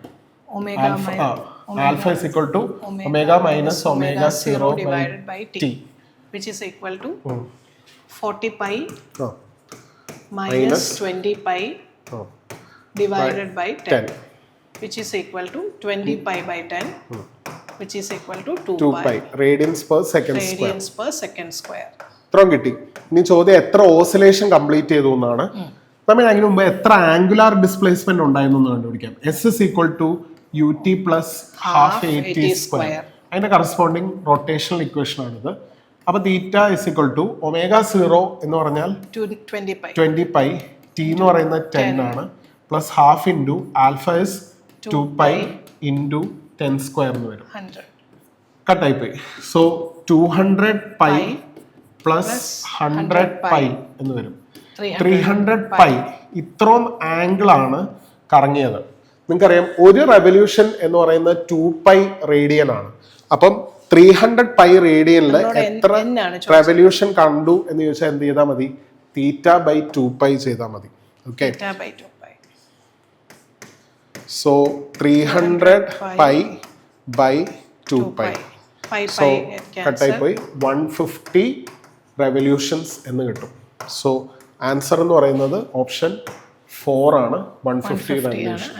ഇത് മാത്രമാണ് പല കുട്ടികളും പറഞ്ഞത് ചെയ്തില്ല, കൺഫ്യൂഷൻ ആയെന്ന് പറഞ്ഞു. പക്ഷേ അഗെയിൻ 2 ഇക്വേഷൻ അപ്ലൈ ചെയ്താൽ കിട്ടാവുന്നതേ ഉള്ളൂ. ഓൾറൈറ്റ്, അടുത്ത ക്വസ്റ്റ്യൻ. അടുത്ത question, a submarine is designed to withstand an absolute pressure of 100 atm. How deep can it go below the water surface? ഇത് നമ്മളുടെ ഫ്ലൂയിഡ്സിന് ചോദിച്ച ഒരു ക്വസ്റ്റ്യൻ ആണ്. നമ്മൾ പ്രതീക്ഷിക്കുന്ന ഫ്ലൂയിഡ്സിന് വലിയൊരു ക്വസ്റ്റ്യൻ ചോദിക്കും, ലോ ഫ്ലോട്ടേഷനോ അല്ലെങ്കിൽ കഴിഞ്ഞ വർഷത്തെ ഫ്ലൂയിഡ്സിന്റെ ക്വസ്റ്റ്യൻ ആയിരുന്നു, ആർക്കും കിട്ടാവുന്ന ഒരു ക്വസ്റ്റ്യൻ ആണ് നീറ്റിന് ചോദിച്ചത്. അഡ്വാൻസിന് ചോദിക്കേണ്ട ഒരു ക്വസ്റ്റ്യൻ, ഇന്റഗ്രേഷൻ ഒക്കെ വെച്ചിട്ടുള്ള ഒരു ക്വസ്റ്റ്യൻ ആണ് ചോദിച്ചത്. ആ ഒരു കംപ്ലൈന്റ് മാറ്റാൻ വേണ്ടിയാണ് ഇതിലെ ആദ്യത്തെ ടോപ്പിക് എന്ന് തന്നെ പ്രഷറിൽ നിന്നാണ് ചോദിച്ചത്. അപ്പൊ ഇവിടെ അബ്സല്യൂട്ട് പ്രഷർ ആണ് തന്നിരിക്കുന്നത് അല്ലേ? എന്താണ് മിസ് അബ്സല്യൂട്ട് പ്രഷറിന്റെ ഇക്വേഷൻ എന്ന് പറഞ്ഞാൽ അറ്റ്മോസ്ഫിയറിക് പ്രഷർ പ്ലസ് HROG ആണ്. ഇതാണ് ഇക്വേഷൻ എന്ന് പറയുന്നത്. സോ ഇവിടെ പി തന്നിട്ടുണ്ട് 100 atm ആണ്. അപ്പൊ പിക്ക് പകരം, അതായത് absolute pressure is 100 atm, atmospheric pressure is 1 atm അല്ലേ, പ്ലസ് HROG. അപ്പൊ ഇത് 99 atm എന്ന് വരും. എച്ച് ഹൈറ്റ് ആണ് കണ്ടുപിടിക്കേണ്ടത്. Density of water is 10⁻³ G10 എന്ന് എടുക്കാൻ അവർ പറഞ്ഞിട്ടുണ്ട്. പക്ഷെ നമുക്കറിയാം ATM-നെ നമ്മൾ പാസ്കൽ ആക്കണം, കാരണം പാസ്കൽ ആണ് യൂണിറ്റ് എന്ന് പറയുന്നത്. അപ്പം 99 atm is 99 × 1 × 10⁵ equal to H × 10⁴ എന്ന് വരും. 10⁴ഉം 10⁵ഉം കട്ടായി പോയി 10 വന്നു. സോ എച്ചിന്റെ വാല്യൂ എന്ന് പറയുന്നത് 990 മീറ്റർ എന്നാണ് വരുന്നത്. ഓപ്ഷൻ 4 ആണ് ആൻസർ. എഗൈൻ കണ്ടോ, ഡയറക്റ്റ് ഫോർമുലയുടെ സബ്സ്റ്റിറ്റ്യൂഷൻ ആണ് വന്നത്. നമ്മൾ ഈ പറയുന്ന ക്വസ്റ്റ്യൻസിൽ കൂടുതലും ഡയറക്റ്റ് ഫോർമുല ബേസ്ഡ് ക്വസ്റ്റ്യൻസ് തന്നെയാണ്. ആകെ ഒരു എക്സെപ്ഷൻ അസർഷൻ റീസൺ മാത്രമേ ഉള്ളൂ. കുറെ സ്റ്റേറ്റ്മെന്റ് വരും, മാച്ച് ദ കോളംസും എല്ലാം ഡയറക്റ്റ് ഫോർമുലയുടെ സബ്സ്റ്റിറ്റ്യൂഷൻ. സ്റ്റേറ്റ്മെന്റ് ക്വസ്റ്റ്യൻസ് പോലും സിമ്പിൾ ആയിട്ടുള്ള ക്വസ്റ്റ്യൻസ് ആണ്, വേറെ പ്രത്യേകിച്ച് ഒന്നും തന്നെ ചോദിച്ചിട്ടില്ല. ഇതെന്ന് പറയുന്നത് നമ്മുടെ ഏതാണ് ഇലക്ട്രോ മാഗ്നറ്റിക് വേവ്സിൽ. എഗെയിൻ ഇതും നിങ്ങളുടെ NCERT-യിൽ ഒരു ടേബിൾ ആയിട്ട് കിടപ്പുണ്ട്. എഗെയിൻ NCERT എന്നാണ് ചോദിച്ചിരിക്കുന്നത്. ആദ്യത്തെ വെച്ച് തന്നെ നമുക്ക് വേണമെങ്കിൽ ആൻസർ പറയാം. മൈക്രോവേവ്, അവരുടെ പ്രൊഡക്ഷൻ. സോ ഇത് എപ്പോഴും പഠിക്കണം എന്ന് പറയുന്നതാണ്. ക്ലൈസ്ട്രോൺ അല്ലെങ്കിൽ മാഗ്നട്രോൺ വാൽവിൽ നിന്നാണ് മൈക്രോവേവ്സ് പ്രൊഡ്യൂസ് ചെയ്യുന്നത്. സോ എക്ക് നേരെ വരുന്ന 4 ആണ്. എക്ക് നേരെ 4 വരുന്ന 2 ഓപ്ഷൻസ് ഉണ്ട്. അടുത്ത B ആണ്, വിസിബിൾ ലൈറ്റ് ആണ്. നമ്മൾ ആറ്റംസ് എന്ന് പറയുന്ന ചാപ്റ്ററിൽ തന്നെ പഠിച്ചിട്ടുണ്ട്. ബോറിന്റെ 3rd postulate, when an atom jumps from a higher energy state to lower energy state light is emitted എന്ന് പറഞ്ഞിട്ടുണ്ട്. ഫോട്ടോൺസ് ആർ എമിറ്റഡ് എന്ന് പറയുന്നുണ്ട്. So electrons in atoms emit light when move from higher energy level to lower energy level. So ബിക്ക് നേരെ ഏതാണ് 2 ആണ്. Option 4 ആണ്. Option 4 ആണ്. ബിക്ക് നേരെ 2 അല്ല, ബിക്ക് നേരെ 1. യെസ്, ബിക്ക് നേരെ 1 വരുന്നത് ഓപ്ഷൻ 4 ആണ്. ബാക്കിയൊന്നും ചെയ്യേണ്ട ആവശ്യമില്ല. എന്നാൽ പോലും ഗാമ റേസ്, നിങ്ങൾക്കറിയാം gamma rays radioactive decay എന്ന് വരുന്ന ന്യൂക്ലിയസിൽ നിന്ന് വരുന്നതാണ്. ഇൻഫ്രാറെഡ് റേസ് ചിലപ്പം ഓർത്തിരിക്കാൻ പാടായിരിക്കും. ആൻസർ വൈബ്രേഷൻ ഓഫ് ആണ്. നമ്മൾക്കറിയാം ഇൻഫ്രാറെഡ് എന്ന് പറഞ്ഞാൽ ഹോട്ട് ബോഡീസ് എമിറ്റ് ചെയ്യുന്നതാണ്. ഒരു ബോഡി ഹോട്ട് ആവുന്ന എപ്പോഴാണ്? ടെമ്പറേച്ചർ കൂട്ടുമ്പോൾ എന്ത് ചെയ്യും? അതിലെ ആറ്റംസും മോളിക്യൂൾസും വൈബ്രേറ്റ് ചെയ്യും. അങ്ങനെയാണ് ഇൻഫ്രാറെഡ് റേസ് എമിറ്റ് ആവുന്നത്. സോ ആൻസർ ഓപ്ഷൻ 4 ആണ്. ഒറ്റ ഒരു മാത്സ് കോളംസ് പോലും പാടുള്ളതില്ല. അതുപോലെ നിങ്ങൾ നോക്കുകയാണെങ്കിൽ ലിസ്റ്റ് 1ലും ലിസ്റ്റ് 2ലും ഈക്വൽ നമ്പർ ആണുള്ളത്. അതായത് ഇവിടെ 4ഉം ഇവിടെ 6 അങ്ങനെയൊന്നും വന്നിട്ടില്ല. ഒരിക്കലും കൺഫ്യൂസ് ആകാതിരിക്കാൻ വേണ്ടി തന്നെ ഇവിടെ 4 ഇവിടെ 4. ഏതെങ്കിലും 3 കിട്ടിയാൽ തന്നെ 4ാമത്തെ നോക്കേണ്ട ആവശ്യം പോലും വരുന്നില്ല. സോ ആൻസർ ഓപ്ഷൻ 4 ആണ്. ഓക്കെ, നെക്സ്റ്റ് ക്വസ്റ്റ്യനും വളരെ സിമ്പിൾ ആയിട്ട് ഇലക്ട്രോസ്റ്റാറ്റിക്സിന് അധികം ക്വസ്റ്റ്യൻസ് ചോദിച്ചിട്ടില്ല. ഇലക്ട്രോസ്റ്റാറ്റിക്സ് 1ന്ന് പ്രത്യേകിച്ച് അധികം ക്വസ്റ്റ്യൻ ചോദിച്ചിട്ടില്ല. കപ്പാസിറ്ററിന്ന് 2 ക്വസ്റ്റ്യൻ വന്നിട്ടുണ്ട്. പൊട്ടൻഷ്യലിൽ നിന്നൊന്നും ഒറ്റ ചോദ്യം പോലും ചോദിച്ചിട്ടില്ല. അതും രണ്ടും ആ പൊട്ടൻഷ്യലിന്റെ ചാപ്റ്ററിൽ നിന്ന് രണ്ടും കപ്പാസിറ്റൻസ് ചോദിച്ചിട്ടുള്ളത്. അപ്പൊ ഇത് നോക്കാം നമുക്ക്. Which of the following statements are correct statement ഏതാണെന്നാണ് ക്വസ്റ്റ്യൻ. ഒന്ന്, inside a conductor the electrostatic field is 0. Correct ആണ്. അത് കറക്റ്റ് ആണ്. ആ സ്റ്റേറ്റ്മെന്റ് കറക്റ്റ് ആണ്. Electric field at the surface of a charge conductor does not depends on it surface charge density. അത് wrong ആണ്. Because sigma by epsilon 0 depend ചെയ്യുന്നുണ്ടല്ലോ. Sigma it depends on sigma. അപ്പോൾ അത് wrong ആയിട്ടുള്ള statement ആണ്. മൂന്നാമത്തെ, the interior of a charge conductor can have no excess charge in static situation.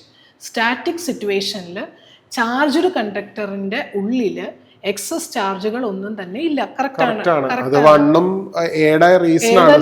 C രണ്ടും ഒന്ന് തന്നെയാണ്. അടുത്തത്, at the surface of a charge conductor the electrostatic field must be normal to the surface of every point. Surface at every point correct ആണ്. Because electrostatic field എന്ന് പറയുന്നത് perpendicular അല്ലേ? Perpendicular പോയിന്റിന് perpendicular ആണ്. That is also correct. The electrostatic potential is 0 everywhere inside a charge conductor. അത് wrong ആണ്. തെറ്റാണ്. ഇപ്പൊ നിങ്ങളൊരു സ്പിയർ എടുക്കുകയാണെങ്കിൽ, ഒരു ഹോളോ സ്പിയർ എടുക്കുകയാണെങ്കിൽ, അല്ലെങ്കിൽ ഒരു ചാർജ് കണ്ടക്ടർ എടുക്കുകയാണെങ്കിൽ അകത്ത് പൊട്ടൻഷ്യൽ 0 അല്ല, പൊട്ടൻഷ്യൽ കോൺസ്റ്റന്റ് ആണ് അല്ലേ? E is equal to dV by dr. അകത്ത് E 0 ആണെങ്കിൽ V കോൺസ്റ്റന്റ് ആയിരിക്കും. സോ ഇത് തെറ്റാണ്. അപ്പൊ ഏതൊക്കെയാണ് കറക്റ്റ്? സിയും ഡി, എ സി ഡി അല്ലേ? ഓപ്ഷൻ 3 ആണ് answer. A C D only. Okay, അടുത്ത ക്വസ്റ്റ്യൻ നോക്കാം. A metal has a work function 6.6 electron volt. Which of the following wavelengths of incident radiation does not give rise to photoelectric effect ആണ്. So work function തന്നിട്ടുണ്ട് 6.6 electron volt ആണ്. Work function is defined as a minimum energy required for photoelectric emission. അപ്പോൾ work ഫംഗ്ഷന് പകരം HC by lambda എന്ന് കൊടുത്താൽ ഈ HC by lambda is the minimum energy. Energy minimum ആണെങ്കിൽ lambda maximum ആയിരിക്കണം. അപ്പൊ അതിനെയാണ് ത്രെഷോൾഡ് വേവ് ലെങ്ത് എന്ന് പറയുന്നത്. The maximum wavelength required for photoelectric emission. അതിന്റെ അർത്ഥം ആ വേവ് ലെങ്തിനേക്കാളും കൂടിയാൽ ഒരിക്കലും ഫോട്ടോ ഇലക്ട്രിക് എമിഷൻ നടക്കത്തില്ല. So lambda 0 is equal to HC by 6.6 electron volt. ഇനി എച്ചിന്റെ വാല്യൂ നിങ്ങൾക്കറിയാം 6.6 into 10⁻⁻34 സി എന്ന് പറയുന്നത് 3 into 10⁸8 divide by 6.6 into electron വോൾട്ടിനെ ജൂൾ ആക്കാൻ 1.6 into 10⁻⁻19. അങ്ങനെ ചെയ്യുന്നതിന് പകരം നമുക്ക് എല്ലാവർക്കും അറിയാം HCയുടെ വാല്യൂ നിങ്ങൾ ബൈ ഹാർട്ട് ചെയ്യണം. HCയുടെ വാല്യൂ എന്ന് പറഞ്ഞാൽ 40 നാനോമീറ്റർ ഇലക്ട്രോൺ വോൾട്ട് ആണ്. അപ്പൊ അതിവിടെ കൊടുക്കാം. 1240 nanometre electron volt divide by 6.6 electron volt. ഇപ്പൊ ഇലക്ട്രോൺ വോൾട്ടും ഇലക്ട്രോൺ വോൾട്ടും കട്ടായി പോകും. അല്ലെങ്കിൽ നമ്മുടെ കാൽക്കുലേഷൻ കുറച്ചുകൂടെ കുറെ ലെങ്തി ആവും. ഇനി ഇത് തമ്മിൽ ഡിവൈഡ് ചെയ്യുമ്പോൾ നമുക്ക് അറൌണ്ട് 186 നാനോമീറ്റർ എന്ന് കിട്ടും. കാൽക്കുലേറ്റ് ചെയ്ത് നോക്കാം. ഇപ്പോൾ 186 നാനോമീറ്റർ എന്ന് പറഞ്ഞാൽ അതിന്റെ അർത്ഥം 186നേക്കാളും ഒരിക്കലും വേവ് ലെങ്ത് കൂടരുത്. ഫ്രീക്വൻസി അറിഞ്ഞ് നേരെ തിരിച്ചാ, അതിലും കൂടണം എന്നാണ്. ഫ്രീക്വൻസി ആണെങ്കിൽ മിനിമം ആണ്, വേവ് ലെങ്ത് മാക്സിമം ആണ്. അപ്പോൾ 186ലും കൂടിയാൽ ഒരിക്കലും ഫോട്ടോ ഇലക്ട്രിക് എമിഷൻ നടക്കത്തില്ല. എഗെയിൻ മിസ് പറഞ്ഞ പോലെ തന്നെ 200 നോക്കുകയാണെങ്കിൽ 186ലും കൂടുതലാണ്, അവിടെ ഫോട്ടോ ഇലക്ട്രിക് എമിഷൻ നടക്കത്തില്ല. ബാക്കിയെല്ലാം 186ലും കുറവാണ്, അവിടെ ഫോട്ടോ ഇലക്ട്രിക് എമിഷൻ നടക്കും. അപ്പൊ ചോദ്യം നടക്കാത്തതാണ്. സോ ആൻസർ എന്ന് പറയുന്നത് ഓപ്ഷൻ 1 ആണ്, 200 നാനോമീറ്റർ. ഓക്കെ. അടുത്ത question, in the first excited state of hydrogen atom. Cut ചെയ്യണം. അടുത്ത ക്വസ്റ്റ്യൻ നോക്കാം. In the first excited state of hydrogen atom the energy of the electron is -3.4 electron volt. First excited state എന്ന് പറഞ്ഞാൽ n=2 ആണ് കേട്ടോ. n=1 ground state, n=2 first excited state, n=3 second excited state, അങ്ങനെയാണ്.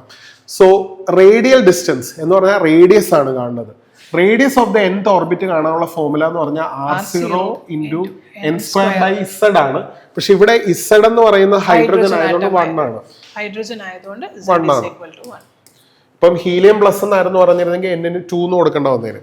So അപ്പൊ r ആണ് കാണേണ്ടത്. r0 എന്ന് പറഞ്ഞാൽ it's called Bohr radius. Okay, Bohr റേഡിയസിന്റെ വാല്യൂ എന്ന് പറഞ്ഞാൽ 0.53 ആങ്സ്ട്രോം ആണ്. ഇതാണ് ബോർ റേഡിയസിന്റെ വാല്യൂ. അപ്പൊ അത് നമുക്ക് ഇവിടെ കൊടുക്കാം. 0.53 ഇൻറ്റു എന്നിന്റെ വാല്യൂ 2², ആങ്സ്ട്രോം ഉണ്ട് 10⁻⁻10. 0.53 ഇൻറ്റു 4 ഇൻറ്റു 10⁻⁻10 എന്ന് വരും. 0.5 ഇൻറ്റു 4 തന്നെ 2 ആണ്. അപ്പൊ ഇത് ചെയ്യുമ്പോൾ 2.1 ഇൻറ്റു സംതിങ് എന്ന് വരും. 2.1 into 10⁻⁻10 metre. 2.1 into option 4. Sir, പക്ഷേ ഇവിടെ തന്നിരിക്കുന്ന ഗിവൺ ആയിട്ടുള്ള ഇത് വെച്ചിട്ട് വേണമെങ്കിൽ ചെയ്യാം. മിസ് പറഞ്ഞ പോലെ വേണമെങ്കിൽ എനർജിയുടെ ഇക്വേഷൻ ഒക്കെ വെച്ചിട്ട് ചെയ്യാം. പക്ഷെ അത് ആക്ച്വലി നിങ്ങൾ റേഡിയസ് ഓഫ് ദ nth ഓർബിറ്റിന്റെ ഡെറിവേഷൻ ആണ് അത് ഇക്വേറ്റ് ചെയ്ത് ചെയ്യുന്നത്. പക്ഷെ അവസാനം കിട്ടുന്ന ഇക്വേഷൻ ഇതാണ് എളുപ്പം എന്ന് പറയുന്നത്. ഇത് ഷോർട്ട് കട്ട് ഇക്വേഷൻ ആണ്. ഇത് പെട്ടെന്ന് നമുക്ക് ചെയ്യാൻ പറ്റും. അല്ലെങ്കിൽ നിങ്ങൾ 1/4πε0 വാല്യൂ, h-ന്റെ വാല്യൂ ഒക്കെ കൊടുത്ത് കഷ്ടപ്പെട്ട് ചെയ്യേണ്ടി വരും. ഇതാകുമ്പോൾ നമുക്ക് നേരിട്ട് കിട്ടും. ഓക്കെ. സോ അടുത്ത ക്വസ്റ്റ്യനിലേക്ക് പോവാം. സോ നെക്സ്റ്റ് ക്വസ്റ്റ്യൻ നോക്കാം. The two statements are given below. രണ്ട് സ്റ്റേറ്റ്മെന്റ്സ് തന്നിട്ടുണ്ട്. ഒന്ന്, when the forward bias voltage across a PN junction diode increases above a certain threshold voltage, the diode current increases significantly. അതായത് forward bias voltage ഡയോഡിൻ്റെ PN junction ഡയോഡിൻ്റെ increase ചെയ്യുവാണെങ്കിൽ threshold voltage significant ആയിട്ട് increase ചെയ്യും. Statement correct ആണ്. കാരണം ഒരു ഡയോഡിന്റെ ഫോർവേഡ് ക്യാരക്ടറിസ്റ്റിക്സ് എന്ന് പറയുന്നത് ഇതാണ്. ഒരു സർട്ടൺ വോൾട്ടേജ് കോൾഡ് നീ വോൾട്ടേജിന് ശേഷം നിങ്ങൾ നോക്കുകയാണെങ്കിൽ കറണ്ട് സിഗ്നിഫിക്കൻ്റ്ലി അല്ലെങ്കിൽ എക്സ്പോണൻഷ്യലി ഇൻക്രീസ് ഗ്രാഫ് അവർ വരച്ചു കാണും. ആക്ച്വലി PN ജംഗ്ഷൻ ഡയോഡ് ചെയ്തിട്ടുണ്ട്. നമ്മുടെ എക്സ്പെരിമെന്റൽ ഫിസിക്സിലുള്ള ഒരു ടോപ്പിക്കാണ്. സോ അതിൽ നിന്ന് നമുക്ക് കിട്ടും. അത് കറക്റ്റ് ആണ്. This current is called reverse saturation current. അത് തെറ്റാണ്. ഈ കറണ്ടിന് പ്രത്യേകിച്ച് പേരില്ല. റിവേഴ്സ് സാച്ചുറേഷൻ കറണ്ട് വരുന്നത് എവിടെയാണ്? റിവേഴ്സ് ബയസിംഗിലുള്ള കോൺസ്റ്റന്റ് കറണ്ട് ആണ് റിവേഴ്സ് സാച്ചുറേഷൻ കറണ്ട്. അപ്പൊ ഇത് തെറ്റാണ്. ഫസ്റ്റ് സ്റ്റേറ്റ്മെന്റ് കറക്റ്റ് ആണ്. സോ ആൻസർ ഏതാണ്? Statement A is true but statement B is false. Option 2 ആണ്. ഓപ്ഷൻ 2 ആണ്. സോ നോക്കിക്കേ, നമ്മളൊരു ഡീറ്റെയിൽ ആയിട്ടുള്ള ഒരു ഈ ക്വസ്റ്റ്യൻ പേപ്പറിന്റെ അനാലിസിസ് കംപ്ലീറ്റ് ചെയ്ത വീഡിയോയുടെ ടൈം നിങ്ങൾ നോക്കുകയാണെങ്കിൽ 1.5 മണിക്കൂറിൽ താഴെയാണ്. അപ്പോൾ ശരിക്കും നിങ്ങൾ എക്സാമിന് ചെയ്യുമ്പോൾ ഇത് മാക്സിമം ഒരു 1 അവർ അല്ലെങ്കിൽ ഒരു 50 മിനിറ്റ്സ് കൊണ്ട് ഫിനിഷ് ചെയ്യാൻ പറ്റുന്ന ഒരു ക്വസ്റ്റ്യൻ ആയിരുന്നു അല്ലേ? സോ പറഞ്ഞ പോലെ എല്ലാ ക്വസ്റ്റ്യനും ഡയറക്റ്റ് ഇക്വേഷൻ സബ്സ്റ്റിറ്റ്യൂട്ട് ചെയ്യുന്നതാണ് 100% ക്വസ്റ്റ്യനും. അതിലാകെ അതും ഡയറക്റ്റ് ഇക്വേഷൻ ആണെങ്കിൽ പോലും ആകെ ഒരു കൺഫ്യൂഷൻ വന്നിരിക്കുന്ന ആ റൊട്ടേഷനിൽ നിന്ന് ചോദിച്ചൊരു ഒമേഗയുടെ ക്വസ്റ്റ്യൻ മാത്രമാണ്. അത് മാത്രമേ ഉള്ളായിരുന്നു. ഒരു ഇക്വേഷനിൽ നിന്ന് വേറൊരു ഇക്വേഷനിൽ സബ്സ്റ്റിറ്റ്യൂട്ട് ചെയ്ത് തീറ്റ കണ്ടുപിടിച്ചിട്ട് പിന്നെ എന്ന് കാണുന്ന ആ ഒരു ക്വസ്റ്റ്യൻ മാത്രമേ ഉള്ളൂ. അതാണ് കുട്ടികളെല്ലാം പാടാന്ന് പറഞ്ഞത്. പക്ഷേ ബാക്കി എല്ലാം ബേസിക്സിൽ നിന്നാണ്. ഇപ്പൊ എനിക്ക് പറയാനുള്ള അടുത്ത വർഷം നീറ്റ് പ്രിപ്പയർ ചെയ്യുന്ന കുട്ടികൾ ഒത്തിരി കോംപ്ലക്സ് ആയിട്ടുള്ള ക്വസ്റ്റ്യൻ ചെയ്യുന്നതിന് പകരം നിങ്ങൾ ബേസിക്സിൽ നിന്ന് സ്റ്റാർട്ട് ചെയ്യുക. അതായത് NCERT നല്ലപോലെ റെഫർ ചെയ്ത് NCERTയുടെ എക്സാമ്പിള് എക്സർസൈസ് അത് ആദ്യം ഫിനിഷ് ചെയ്യണം. അല്ലാതെ നിങ്ങൾ സമയം കളയാനായിട്ട് കുറെ എക്സ്ട്രാ ബുക്സ് എടുത്ത് ഞാൻ ജെയുടെ കാര്യമല്ല പറയുന്നത്. നീറ്റിന് ഒരിക്കലും അഡ്വാൻസിൻ്റെയോ മെയിൻസിൻ്റെയോ ക്വസ്റ്റ്യൻ ചെയ്ത് നിങ്ങൾക്ക് വേണമെങ്കിൽ നിങ്ങളുടെ നോളജ് കൂട്ടാം. പക്ഷെ നിങ്ങളൊരു എക്സാം പോയിന്റ് ഓഫ് വ്യൂവിൽ നോക്കുമ്പോൾ ഒരിക്കലും അങ്ങനെ ചെയ്ത് നിങ്ങളുടെ സമയം കളയരുത് എന്നുള്ള ഒരു ഇതാണ് പറയാനുള്ളത്. അപ്പം നിങ്ങൾക്ക് എല്ലാവർക്കും ഒരു വളരെ നല്ല എക്സാം ആയിരുന്നു എന്ന് പ്രതീക്ഷിക്കുന്നു. അതുകൂടാതെ നമ്മുടെ ആൽഫയിൽ ഈ വർഷത്തെ റിപ്പീറ്റർ കോഴ്സ് സ്റ്റാർട്ട് ചെയ്തിട്ടുണ്ട്. അതെ, നാളെ മുതൽ നമ്മൾ സ്റ്റാർട്ട് ചെയ്യുകയാണ്. നാളെ എന്ന് പറഞ്ഞാൽ ഡേറ്റ് എന്നാണ്? മെയ് 6. ഏപ്രിൽ അല്ല, ഏപ്രിലൊക്കെ കഴിഞ്ഞു. മെയ് 6 സ്റ്റാർട്ട് ചെയ്യാണ്. അഡ്മിഷൻ ഇപ്പോഴും കണ്ടിന്യൂ ചെയ്യുന്നുണ്ട്. നമ്മുടെ കോൺടാക്ട് ഡീറ്റെയിൽസ് എല്ലാം ഈ വീഡിയോയോടൊപ്പം നമ്മൾ ആഡ് ചെയ്യുന്നുണ്ട്. അപ്പം വേഗം ക്ലാസ് മിസ്സാകാതെ ആസ് സൂൺ ആസ് പോസിബിൾ നിങ്ങൾ ജോയിൻ ചെയ്യുക. ആദ്യത്തെ കുറച്ച് നാൾ നമ്മൾ ബേസിക്സ് ഓഫ് ഫിസിക്സ്, അതായത് അതെ NCERT ആയിട്ട് ഇതുവരെയായിട്ട് നിങ്ങളിപ്പോൾ +2 കഴിഞ്ഞ സ്റ്റുഡൻസ് ആണെങ്കിൽ NCERT ആയിട്ട് ഒരു വലിയ പരിചയം കാണില്ല. മിക്കവാറും സ്കൂളുകളിൽ NCERT അങ്ങനെ പഠിപ്പിക്കാറില്ല. പ്ലസ് അതുമല്ല, പല കുട്ടികളും +1 +2 മാത്സ് എടുക്കാത്ത കുട്ടികളുണ്ട്. അപ്പോൾ അവർക്ക് കുറെ മാത്തമാറ്റിക്കൽ സ്കിൽസ് കുറച്ച് എനിക്ക് തോന്നുന്നു ഈ പ്രാവശ്യത്തെ നീറ്റിന്റെ എക്സാം ആണെങ്കിൽ ഒരു സൈക്കോളജി സ്റ്റുഡന്റിന് വേണ്ടിയിട്ടുള്ളതാണ്. കാരണം ഒറ്റ ഒരു ക്വസ്റ്റിന് പോലും കാൽക്കുലസ് ബേസ്ഡോ അല്ലെങ്കിൽ ഗ്രാഫിൽ നിന്ന് സ്ലോപ്പ് കാണുന്ന ഒന്നും ചോദിച്ചിട്ടില്ല. പക്ഷെ അടുത്ത വർഷം അങ്ങനെ ആയിരിക്കും എന്ന് പറയാൻ പറ്റത്തില്ലെങ്കിൽ പോലും നമുക്ക് ബേസിക് ആയിട്ട് ഫിസിക്സിന്റെ സ്കിൽ ഇമ്പ്രൂവ് ചെയ്യാൻ വേണ്ടി ആവശ്യമായിട്ടുള്ള കുറേ മാത്തമാറ്റിക്കൽ കോൺസെപ്റ്റ്സ് ഉണ്ട്. അതായിരിക്കും നമ്മൾ ഫസ്റ്റ് വീക്കിൽ കുറച്ച് ഡിസ്കസ് ചെയ്യുന്നത്. അപ്പം വേഗം നമ്മുടെ റിപ്പീറ്റർ കോഴ്സിലേക്ക് ജോയിൻ ചെയ്യുക.